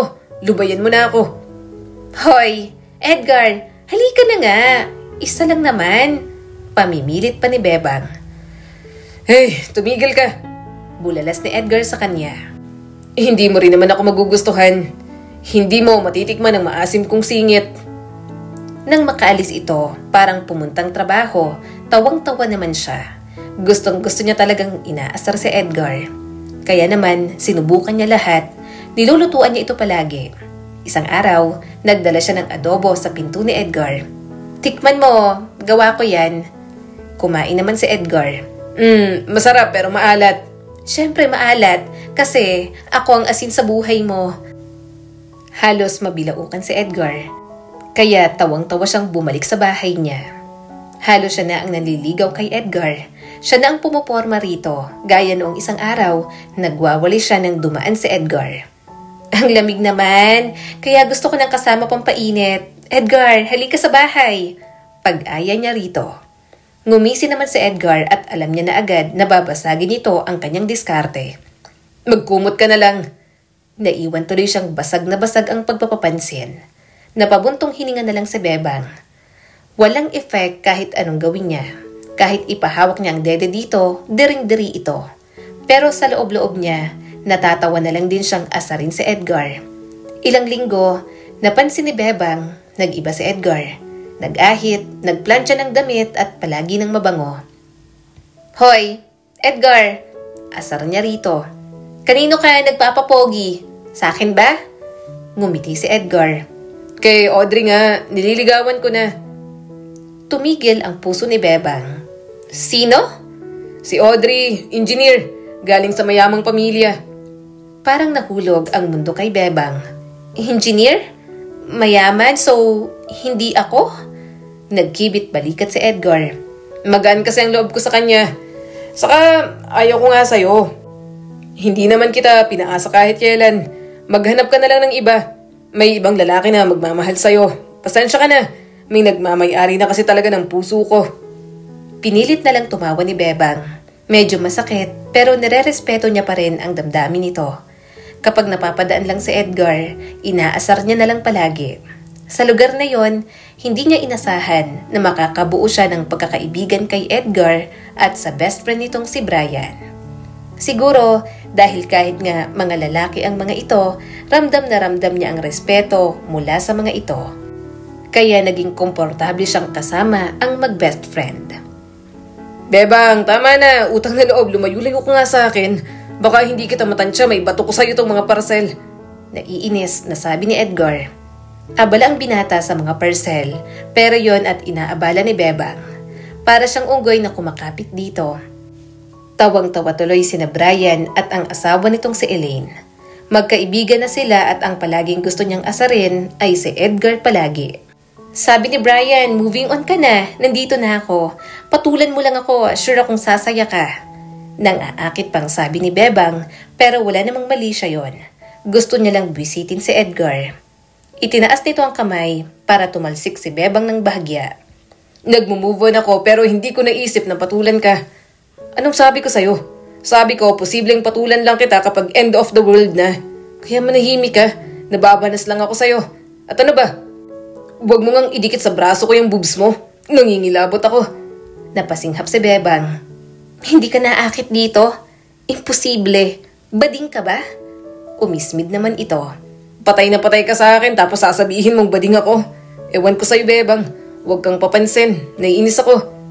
Nabitiwan ni Edgar ang mga parcel nang bilang hinawakan ni Bebang ang mukha nito. Kunwari hahalikan niya ang binata, kaya todo atras naman ito. Kumandong pa siya kaya talagang halos sampalin na siya ni Edgar. Tawang-tawa naman sina Brian at Elaine. Edgar! Pareho silang natigilan at napalingon kay Audrey. Umawang ang bibig niya. Yun pala ang gusto ni Edgar. Nakatakong pa ito at maganda ang suot na damit. Unang tingin pa lang, halata nang hindi bagay si Audrey sa ganoong lugar. Audrey? Ikaw si Audrey? Kunwari naiinis na tanong ni Bebang. Anong ginagawa mo rito? Nilagay ni Edgar ang palad sa pagmumukha ni Bebang. Tumayo si Edgar, walang pakialam kung mahulog siya. Mahina siyang tumawa nang makitang diretso itong pumunta kay Audrey. Kahit nang aasar siya, masaya siya para kay Edgar. Maaring naging crush niya ito pero hindi naman malalim. At nire-respeto niya rin ang pagmamahal ni Edgar kay Audrey. Nakita niya kasi nahahamakin ang lahat ni Edgar, maging dito lang si Audrey hanggang dulo. Naging saksi si Bebang sa pag-asenso ni Edgar sa buhay. Gusto kasi nito na may mapatunayan sa babaeng minamahal. Makatulong ang mga ito at si Brian sa negosyong yon. At mawawala ba siya? Syempre hindi. Kahit na hanggang high school lang, sinama pa rin siya ng mga ito sa plano. Kaya nang umasenso ang negosyo, isa si Bebang sa mga namamahala. At habang ginagawa niya yon sa mga taon na yon, nakapag-aral din siya sa kolehiyo. Kasal na si Edgar, Bebang, tama ng pang-aasar. Baka mapiko na si Audrey. Natatawang sabi ni Brian. Tumawa naman ang asawa ni Edgar. Hindi na ako napipikon, alam ko magkaibigan kayong tatlo. Saka magdududa pa ba ako sa pagmamahal ni Edgar para sa akin? Ginawa niyang lahat para sa akin. Napangiti si Bebang. Kitang-kita niyang mahal na mahal ng mga ito ang isa't isa. At kahit na ayaw niya, may nararamdaman siyang kaunting inggit. Inggit para sa mga babaeng kayang makahanap ng matinong lalaki. Pero bakit pagdating sa kanya, bakit parating wala? Magpapahinga ka na muna? Tanong ni Edgar sa kanya. Tumango-tango si Bebang. Gusto ko ng bagong work environment, pero pahinga muna ako ng 1 taon. May sari-sari store ako sa baba ng bahay ko. Magiging tindera muna ako. Natawa naman sa Edgar. Simple ka lang talaga. Humalakhak naman siya. Alam niyo naman ang pangarap ko talaga. Gusto ko lang maging housewife na may mapagmahal na asawa at mga anak. Okay na ako ron. Nahatak niyo lang naman ako ni Brian sa success ninyo. Umiling naman si Edgar. Hindi ka namin basta nahatak lang. Nagsumikap ka rin at itong success na mayroon ka ngayon, ito talagang nakalaan para sa'yo pagkatapos ng lahat ng mga pinagdaanan mo. Naniniwala ka ba na kapag humiling ka sa Diyos at naging mabuti ka, mas higit pa sa hinihiling mo ang ibibigay niya? Napangiti na lang siya. Gusto niyang maniwala noon, pero sa tagal niya nang umaasa, parang ayaw niya nang maniwala. Pero nang niyakap siya ni Edgar at hiniling na makahanap siya ng lalaking magmamahal sa kanya ng totoo, saglit na umasa ang kanyang puso. Nang pinili niyang muli ang simpleng buhay, doon niya hinanap ang kanyang ina. Nahirapan pa siya noong una, pero nalaman niyang namatay na pala ito. May sakit na ito na malubha bago pa siya iwan sa mga taong kumupkup sa kanya. Hinintay kita, Nay. Naluluha si Bebang habang nakatitig sa puntod nito. Yun naman pala, alam mo na pong hindi ka babalik. Hindi mo man lang po sinabi sa akin. Nanatili siya sa puntod ng kanyang ina maghapon. Parang ibinuhos niya ang oras sa pagkakwento sa lahat ng mga bagay na kanyang pinagdaanan. Katulad ng plano, nagpahinga na muna siya sa pagtatrabaho. Naging tindera na lang siya sa kanyang sari-sari store. Kapag may umuutang at halatang gutom na gutom, hindi niya mapigilan. Hindi niya na sinisingil at bigay na lang talaga. Nagkaroon pa rin naman siya ng mga kalandian, kaso hindi na siya katulad dati na bigay ang lahat. Pinayuhan din kasi siya ni na Edgar at Brian na kung mahal siya ng lalaki, kahit na tumanggi siya sa pagbibigay ng sarili, mananatili pa rin ang mga ito. Hanggang landian na lang at kapag may nakita siyang mali, inaayawan niya na kaagad. Kaso nga lang, walang label, heartbroken pa rin talaga si Bebang. Madali kasing mapalapit ang kanyang loob, kaunting bola lang sa kanya. Pero isang suki niya sa sari-sari store ang magpapabago sa takbo ng kanyang buhay. Ay, pabiling toothpaste. Saad ng gwapong lalaki. Tumayo naman siya at kinuha ang toothpaste. Kinuha ang bayad at binigyan ito ng sukli. Nagpatuloy naman siya sa pagsi-cellphone nang hindi ito tinitingnan. Kaso, ilang minuto pang lumipas, bumalik na naman ang binata. Isang shampoo. Ganun ulit ang ginawa niya at pinagbentahan ito. Sandali siyang napatingin. Gwapo naman pero wala siyang pakialam. Wala siyang problema noong una. Kaso, 10 times na yatang nakabalik ang binata sa tindahan niya kabibili ng kung ano-ano. Responsibilidad niyang magbenta dahil ginusto niyang magkaroon ng sari-sari store. Kaso palagi siyang napapatayo sa paisa-isa nitong binibili. Every 5 minutes pa ang pagitan. Nang dumating ulit ang lalaki ng pang-11 beses na at bumili ng isang sachet ng kape, binagsak ni Bebang ang kamay sa counter. Hoy, mister! Ano ka ba? Nagpa-practice ng marathon papunta dito? Kung may bibilihin ka, bilihin mo na lahat. Napapagod na ako. Umawang ang bibig ng lalaki at napakurap. Tapos, laking gulat ni Bebang nang mas lalo pa itong umiti. Finally, sabi nito ng mahina. Akala ko hindi mo talaga ako papansinin. Natigilan naman si Bebang. Ha? So pinabalik-balik mo ako para lang mapansin kita? Medyo. Sagot nito sabay kamot sa batok. Hindi mo ako napapansin. Saglit mo lang akong tapunan ng tingin. Lumakas ang tibok ng kanyang puso. Hindi na siya magpapadala sa poging magaling mambola. Tumuwid ang tayo ng binata at matamis na ngumiti sa kanya. By the way, ako nga pala si Arman. Bagong lipat lang sa kabila, neighbor mo na rin. Naningkit ang mga mata ni Bebang at tiningnan ang paupahang bahay doon na wala namang nakatira noong isang araw. Malinis, maayos, may tahimik na karismang binata. Pero hindi niya maintindihan kung bakit parang pamilyar ito. Arman, parang kilala kita? Napayuko si Arman at biglang nahiya. Siguro kasi nakita mo ko dati. Sa kasal ni na Edgar at Audrey. Nasa side ako ni Audrey. Napansin kita nun. Kumakabog ang puso ni Bebang. Kasal ni Edgar? Napatawa naman si Arman. Oo, nandun ako. Nasa kabilang mesa. Napansin kita agad kasi ang lakas ng tawa mo at maganda. Sa kangkwela mo ron, halos napatawa mo lahat, lalo na ako. Uminit ang pisngi ni Bebang. Ha? Ako? Kumakain lang naman ako ng lumpia. Napakatabi si Arman. Basta, nagustuhan ko ang personality mo. Kaya gusto pa kitang mas makilala. Unang beses natigilan si Bebang. Kadalasan, may banat agad siya pero ngayon, sobrang lakas ng tibok ng puso niya kaya natabunan ang wit ng kanyang pagkatao. Napilitang tumawa si Bebang. Kulang ka pala sa pansin? Ngumiti naman si Arman. Exactly. Kulang sa pansin mo.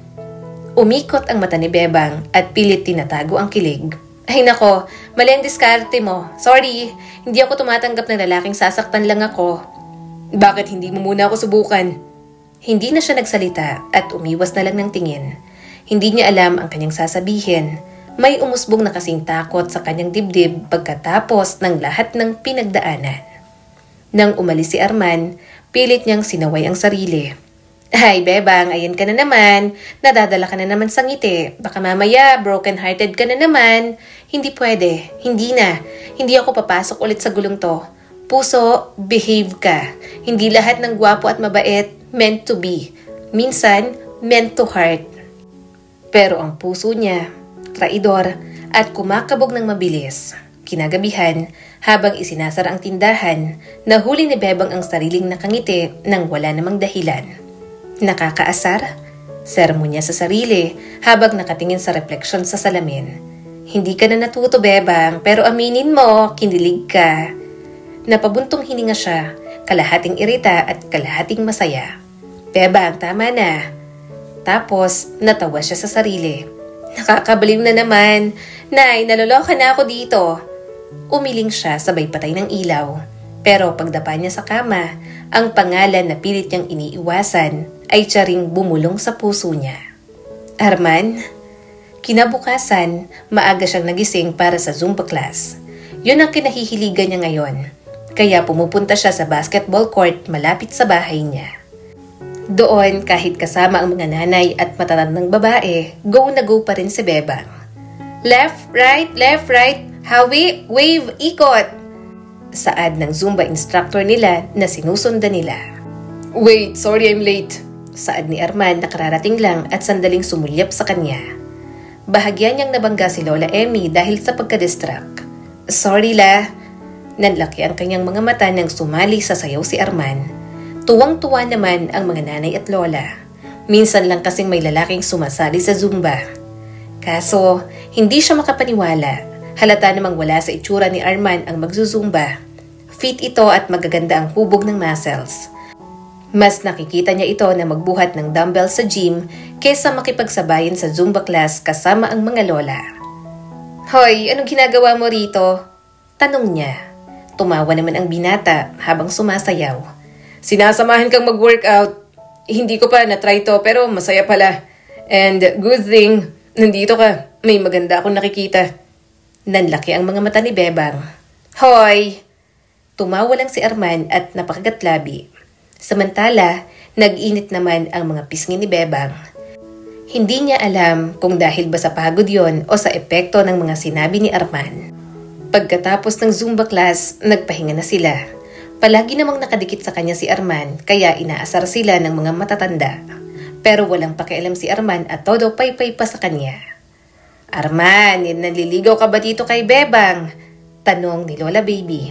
Ngumiti naman ang binata at tiningnan siya ng mabuti. Opo, nililigawan ko po.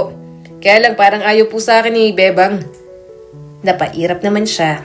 Tumawa lang naman si Arman at parang gustong-gusto pang nagtataray siya. Habang naglalakad pa uwi, sinabayan siya ng binata. Kahit anong paglayo ang gawin niya, dumidikit pa rin ito. Ano ba? Bahagya itong napakurap. Naliligaw ako. Gusto ko lang naman na makasama ka. Napairap si Bebang. Hindi ako nagpapaligaw kaya tigilan mo na ako. Ang bilis mo namang lumitaw sa buhay. Para kang kabuti, isang araw wala, kinabukasan nandyan ka na. Hindi kita kilala, hindi kita pinapansin, tapos bigla ka nalang sumusulpot. Sino ka ba talaga? Napakagatlabi si Arman. Pasensya na. Ikaw ang napansin ko sa kasal na yon. Simula nun, hindi ka na nawala sa isip ko. Tigilan mo nga yung mga linya mong parang sa pelikula. Hindi ako natutuwa. Wala akong tiwala sa biglaang ganyan. Baka mamaya may asawa ka na tapos gusto mo lang akong gawing karida. Hindi na ako magpapauto. Nang makalapit na sa bahay, mabilis na siyang pumasok doon.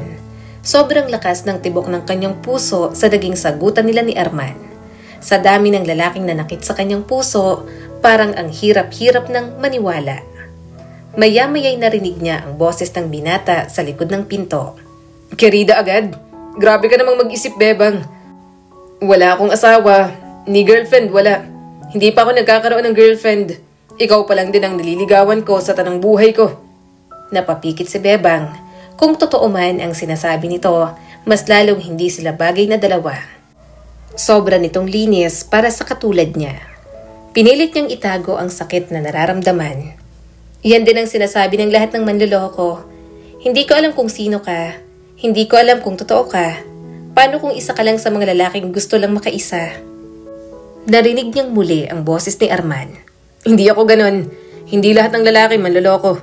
Hindi lahat, katawan lang ang habol sa'yo. Oo, naiisip ko na darating tayo sa puntong yun. Pero hindi ko hahayaan yun nang hindi pa tayo kasal. Nanlaki ang mga mata ni Bebang. Naluluha agad siya sa mga sinabi nito. Kasal, yun lang naman ang pinapangarap niya. Gusto niyang maikasal sa taong mamahalin siya ng totoo. Pero nahihirapan siyang magtiwala ulit. Umiling si Bebang. Bakit ako maniniwala? Wala ka namang pinapakitang pruweba. Hindi kita kilala, Arman. Para kang multo na biglang pumasok sa buhay ko. Ayoko ng ganyan. Hindi na ako madaling maniwala. Pero hindi mo rin ako sinusubukang kilalanin. Laging sarado ang pintuan mo. Saad nito sa kanya. Huminga ng malalim si Bebang. Pintuan ko? Pintuan ko to at may karapatan akong isara. At ngayon, sarado na talaga to para sa'yo. Gustong maniwala ni Bebang, pero ilang beses na siyang nakatagpo ng mga lalaking magaling lang magsalita.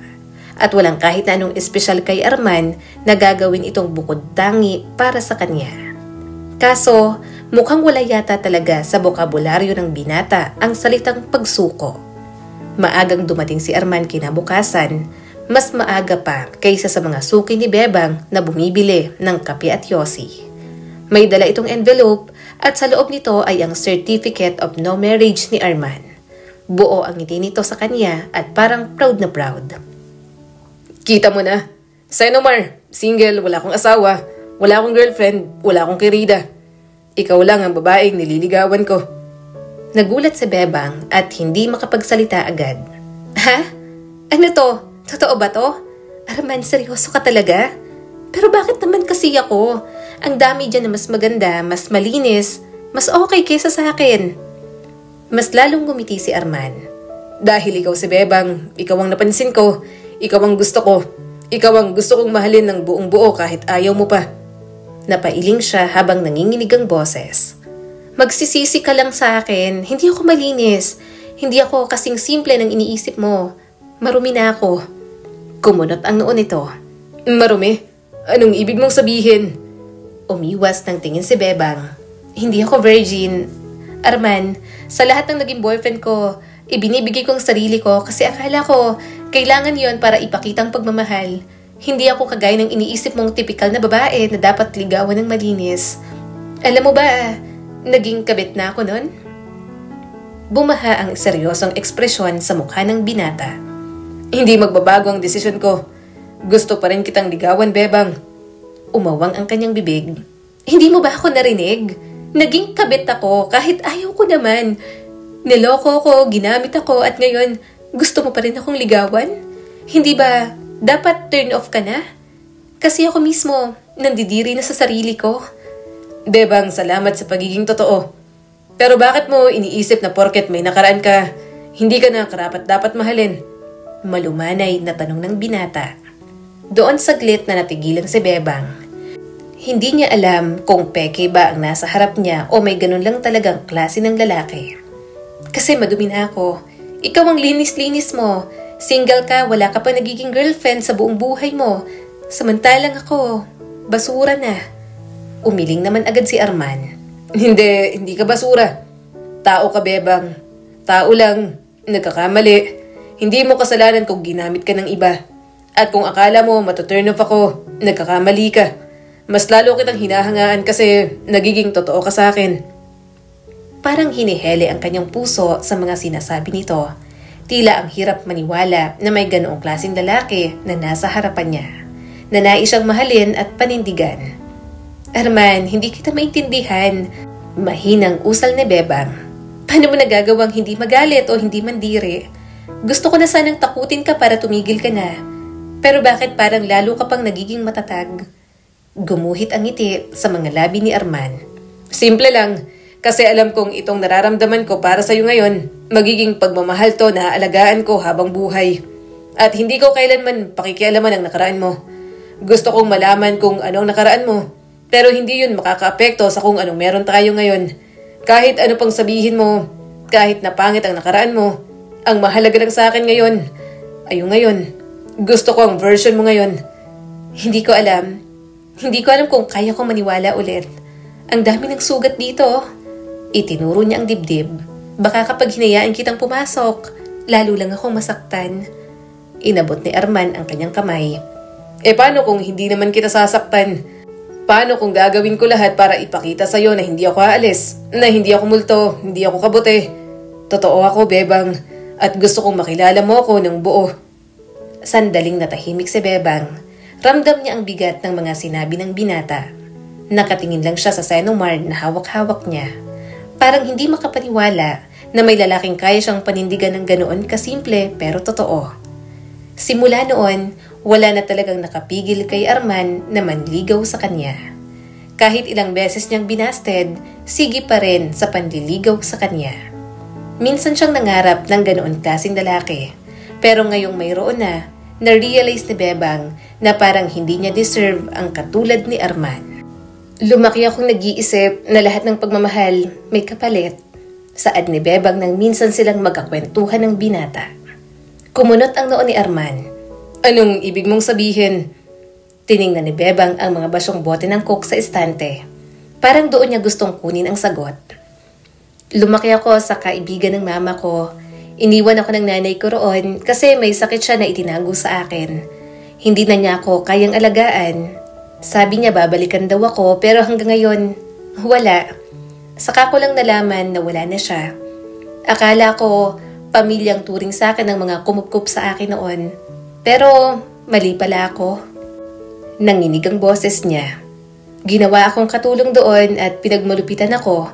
Kaya ang ginawa ko, Arman, lagi na lang akong nagpapatawa para hindi nila pagalitan, para kahit papano maging sandata ko yon mula sa kanila. Nagpaka-clown ako sa harap ng ibang tao. Umarte na parang okay lang. Pero kahit ganon, hindi pa rin ako minahal.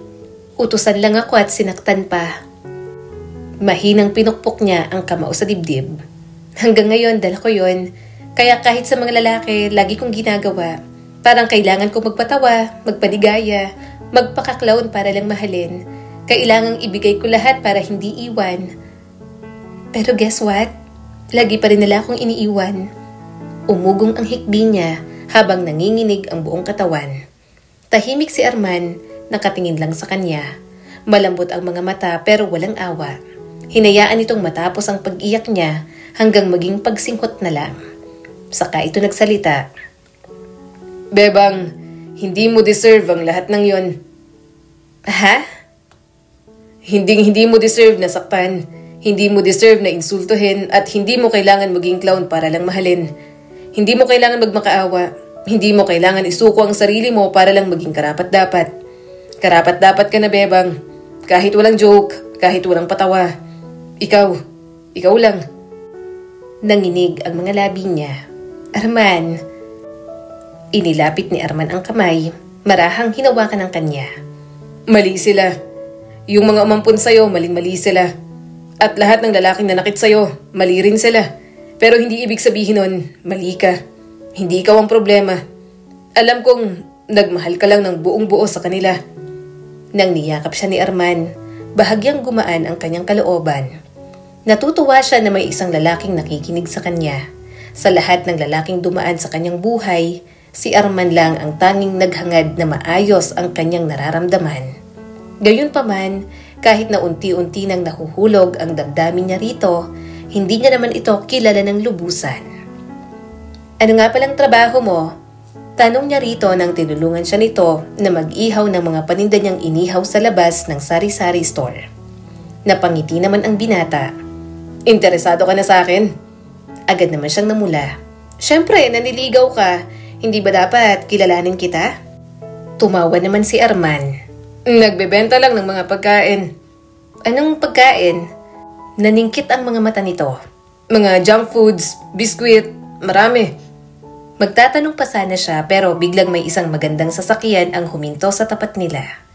Bumaba ang dalawang bodyguard at isang matandang babae. Nang makita nito si Arman, gulat na gulat ito. Oh my God, iho! Bakit ka nandyan? Tanong ng yayamaning matandang babae. Umawang ang bibig ni Arman. Lola, ano pong ginagawa mo rito? Napailing naman ito. Sige, paanong hindi kita susundan kung nabalitaan kung nag-live ka sa sarili mong kumpanya para ano? Para manligaw ng babae?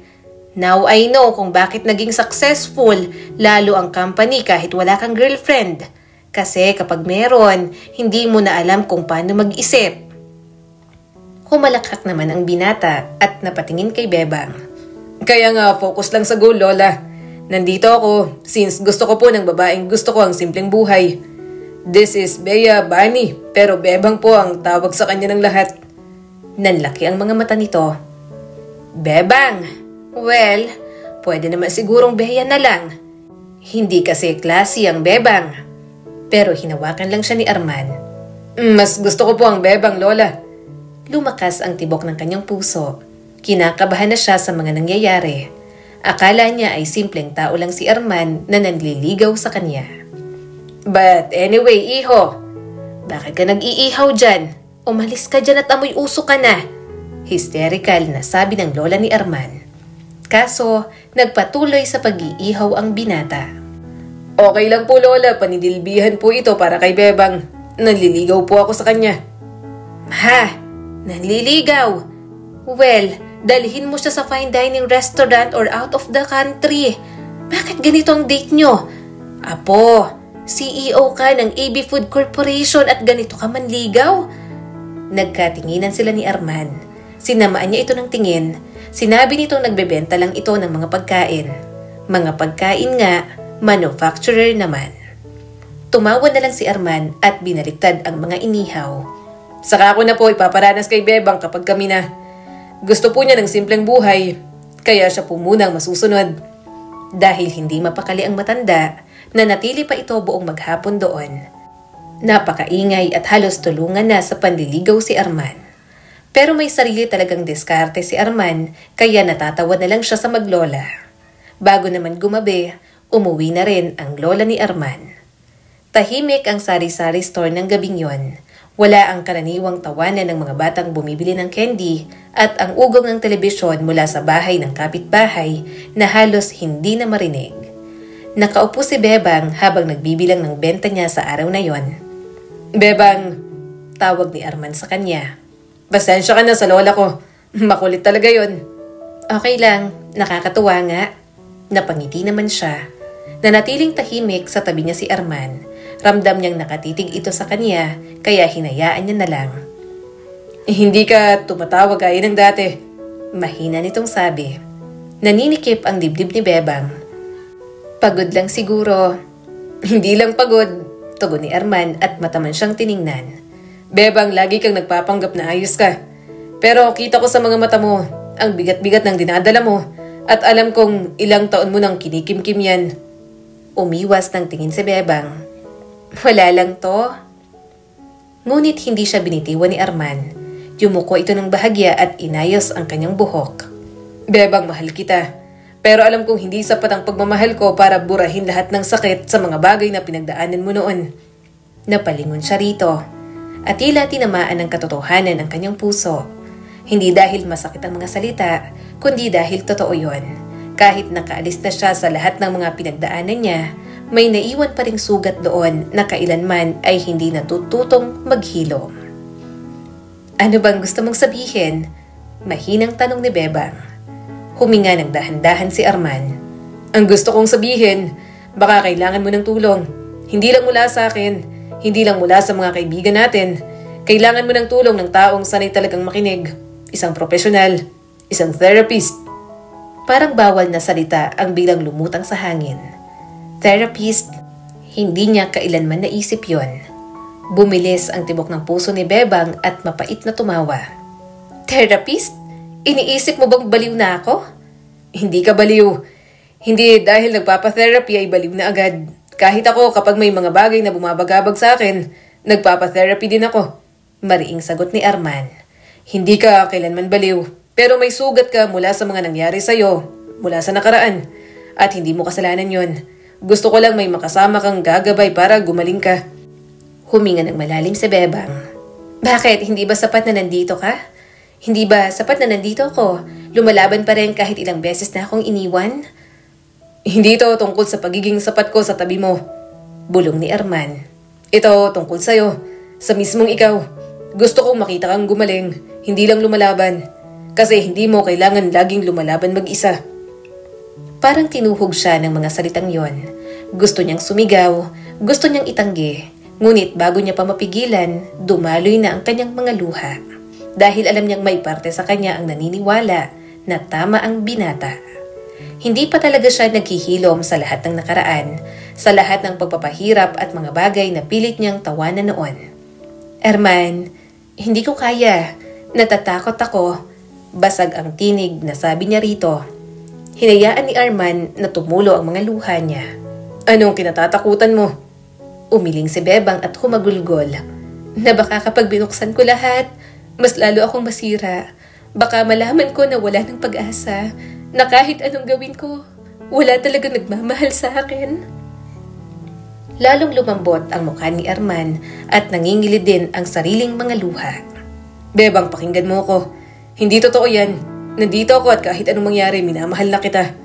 Pero naiintindihan ko kung bakit mo nararamdaman yan. Kasi paulit-ulit kang sinaktan ng mga taong dapat ay nagmahal sa'yo. Pero hindi mo kailangang pasanin mag-isa lahat ng sakit na iniwan nila. Kailangan mong pakawalan yan para kapag magmahal ka ulit, alam mo na rin kung paano mahalin ang sarili mo.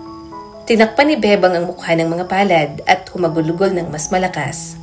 Matagal niyang itinago ang sugat sa likod ng mga biro, ng mga halakhak, ng mga kaartihan, ng mga kalandian. Ngunit ngayon, sa harap ni Arman, wala na siyang maitago. Eto lang kasi ang alam ko, Arman, hikbi ni Bebang. Alam ko lang magpatawa para hindi ako iwan. Alam ko lang magbigay ng katawan para hindi ako itapon. Pero kapag wala na ako maibigay, wala na rin silang dahilan para manatili. Matalim, hubad at sugatang salita ang kumalas mula sa kanya. Ibinuhos niya ang lahat sa harap ni Arman at pakiramdam niya walang kahit na ano na magpapahusga ng binata sa kanya. Marahang hinawakan ni Arman ang nanginginig niyang mga daliri. Bebang, makinig ka.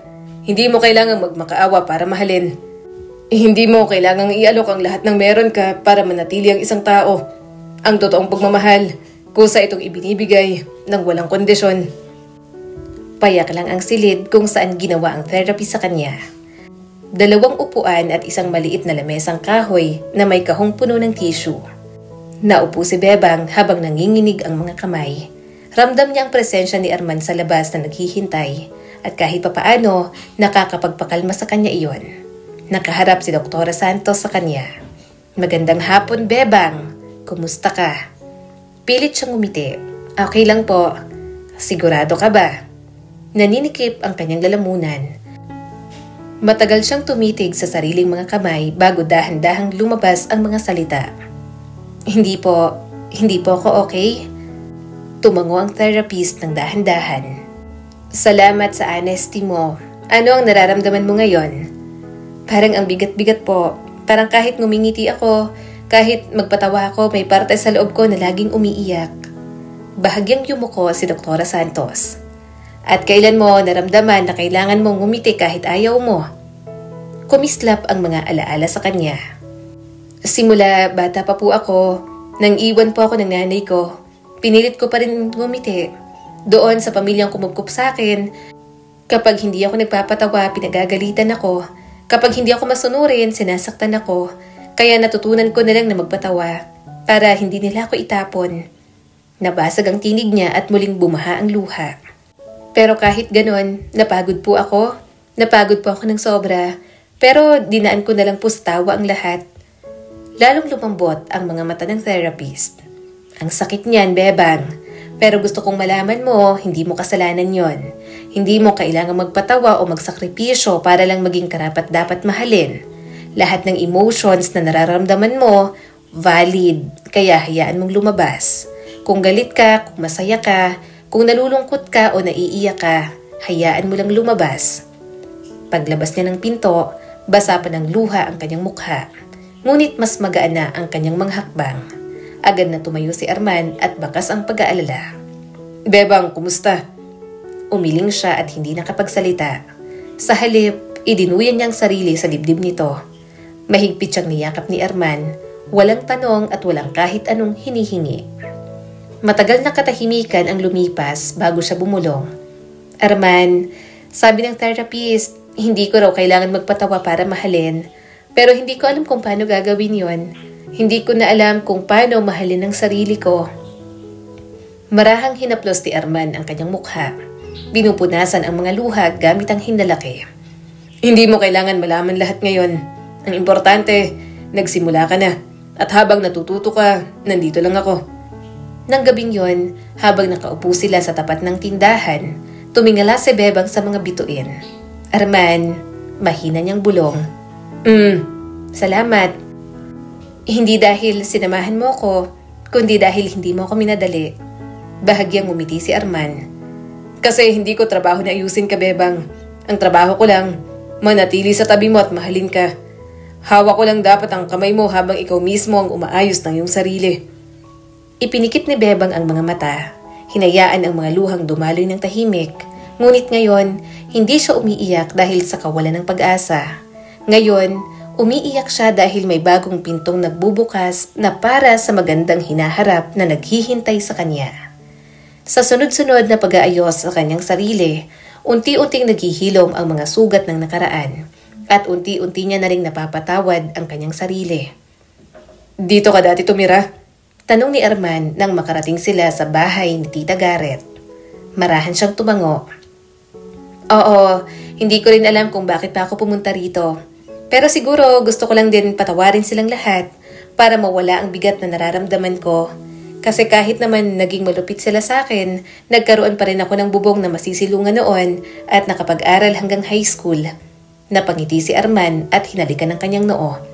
Sasamahan kita. Pagpasok nila sa loob, bumungad sa kanila sina Letty at Tabby. Nandoon din ang ex niyang si Janus na asawa na ni Tabby. Bebang, ikaw na ba yan? Tanong ni Tita Garrett na matanda na, namamayat at nasa wheelchair. Marahan siyang tumango. Opo, ako na po ito. Kumusta na po kayo? Nagpunta po ako rito hindi para manggulo, kundi para makausap kayo. Malungkot nang umiti si Tita Garrett. Ang dami naming kasalanan sa'yo. At pinapatawad ko na po kayo kahit hindi pa kayo humingi ng tawad. Hindi po para sa inyo kung hindi para po sa peace of mind ko. Malumanay niyang saad. Umiwas ng tingin sina Letty at Tabby. Bakas ang guilt sa mukha ng mga ito. Mga bata pa sila noon. Lahat sila immature pa noon kaya naiintindihan niya ang mga away nila at hindi na ginawa pang big deal. Hindi ko alam kung maniniwala ka, pero masaya ako sa mga narating mo ngayon. Pasensya na rin kung hindi ka namin trinato ng tama. Sorry sa lahat. Bebang, sorry. Umiiyak na sabi ni Tita Garrett. Tipid na lang siyang umiti sa mga ito. Napatingin siya kay Janus na bakas ang tungkot sa mga mata. Pasensya na rin na hindi ako naniwala sa iyo noon. Saad ni Janus. Tumango na lang siya. Okay lang, naiintindihan ko naman. Mga bata pa tayo noon para ipaglaban mo ko. Alam kong mahalaga sa iyo ang pamilya mo kaya natural, silang kakampihan mo. Umiling si Janus. Iniwan na kami ni Papa. Sumama siya sa kabit niya. Sorry talaga sa mga nagawa ng Papa ko sa'yo. Kung alam ko lang kung anong klase siyang lalaki nun, ako na sanang sumapak sa kanya para lang makaganti sa ginawa niyang pangbabastos. Sandali pa silang nag-usap, nagkamustahan tungkol sa anak ng mga ito, pero alam ni Bebang na hanggang doon na lang. Na kahit may mga nakaraan silang pinagsaluhan, handa na rin siyang putulin ang koneksyon sa mga ito. Wow, ang ganda naman dito! Nakangiting sabi ni Bebang nang dalhin siya ng binata sa Netherlands. Ang daming tulips! Paglingon niya kay Arman, nagulat siya nang makitang nakalahod ito at may hawak ng singsing. Arman, alam ko ang pangarap mo. Gusto mong maging housewife, maging mabuting ina sa mga anak mo, at magkaroon ng lalaking magmamahal at mag-aalaga sa'yo. Kaya Bebang, Bea Bani, hahayaan mo ba ako ang tumupad sa mga pangarap na yon? Tumulo ang mga luha niya. Arman, parang sira naman. Napangiti naman ang binata. Bebang, will you marry me? I do. Kahit ngayon, agad, go na. Tumango siya at inilahad ang kamay. Humalakak si Arman at isinuot ang singsing sa kanya. Tumayo ito at niyakap siya ng mahigpit. At alam ni Bebang na parehong nagagalak ang kanilang mga puso ng dahil doon. Honey, gising na, luto na ang breakfast. Nakangiting sabi ni Bebang at hinalikan sa pisngi ang kanyang asawa. Bangon na, bilisan mo dyan. Gigisingin ko pang mga bata. Good morning, honey, I love you. Nakangiting bulong ng bagong gising na si Arman. I love you too. Napangiti na rin siya. Lumapit na siya sa walk-in closet at pumili na ng susuotin ng kanyang asawa. Hinanda niya na rin ang bathrobe nito. Pagkatapos asikasuhin ng asawa, lumipat naman siya sa kwarto ng mga bata. Ginising niya na ang 5 nilang anak. Kaya nang makarating sa kusina, kagulo na naman ang mga ito. May mga katulong naman sila, pero gusto niya talaga na hands-on sa kanyang pamilya. Mga anak, eto ng mga baon nyo. Alam kong binibigyan kayo ng pera pero baon nyo na lang ang kainin nyo dahil mas healthy yan. Nag-thank you naman ang kanyang mga anak. Maya-maya'y bumaba na si Arman. Aligagarin ito kaya sinubuan niya ng pagkain. Marami na kasi itong natanggap na tawag. Si Bebang na rin ang nag-ayos ng necktie nito. Hinalikan siya ni Arman sa mga labi. Thanks, honey. Ingat kayo ng mga bata. Sumakay na ang mga ito sa sasakyan. Kaso, bumaba pang muli si Arman. Diretso ito sa kanya. Oh, may nakalimutan ka ba? Tumango naman ito at sunod-sunod siyang hinalikan. Natawa na lang si Bebang. 5 na ang anak nila, pero sobrang lambing pa rin sa kanya ni Arman. Punta ka sa office ko mamaya, honey. Okay, pupunta ako. Sige na, baka malate na kayo. I love you. Sobrang dami niyang pinagdaanan sa buhay. Marami siyang pagkakamali. Labi siyang nagmahal, pero ngayon, ang pagmamahal na yon, alam ni Bebang na sa mga tamang tao niya na ibinibigay. Ang kwento ni Bebang ay nagpapaalala sa atin na ang tunay na pagmamahal ay hindi kailangang ipagmakaawa. Ito ay kusang ibinibigay ng mga taong tunay na nagmamahal. Lahat tayo ay may mga sugat mula sa nakaraan na kadalasan ay itinatago sa likod ng tawa, tibay ng loob o katahimikan. Ngunit nagsisimula ang paghilom kapag natuto tayong maging tapat sa ating mga sarili at humingi ng tulong sa mga taong ating pinagkakatiwalaan. Muli, ako po si Skylar Guro at sana'y may bago na naman kayong natutunan sa kwento natin ngayon. Maraming salamat po.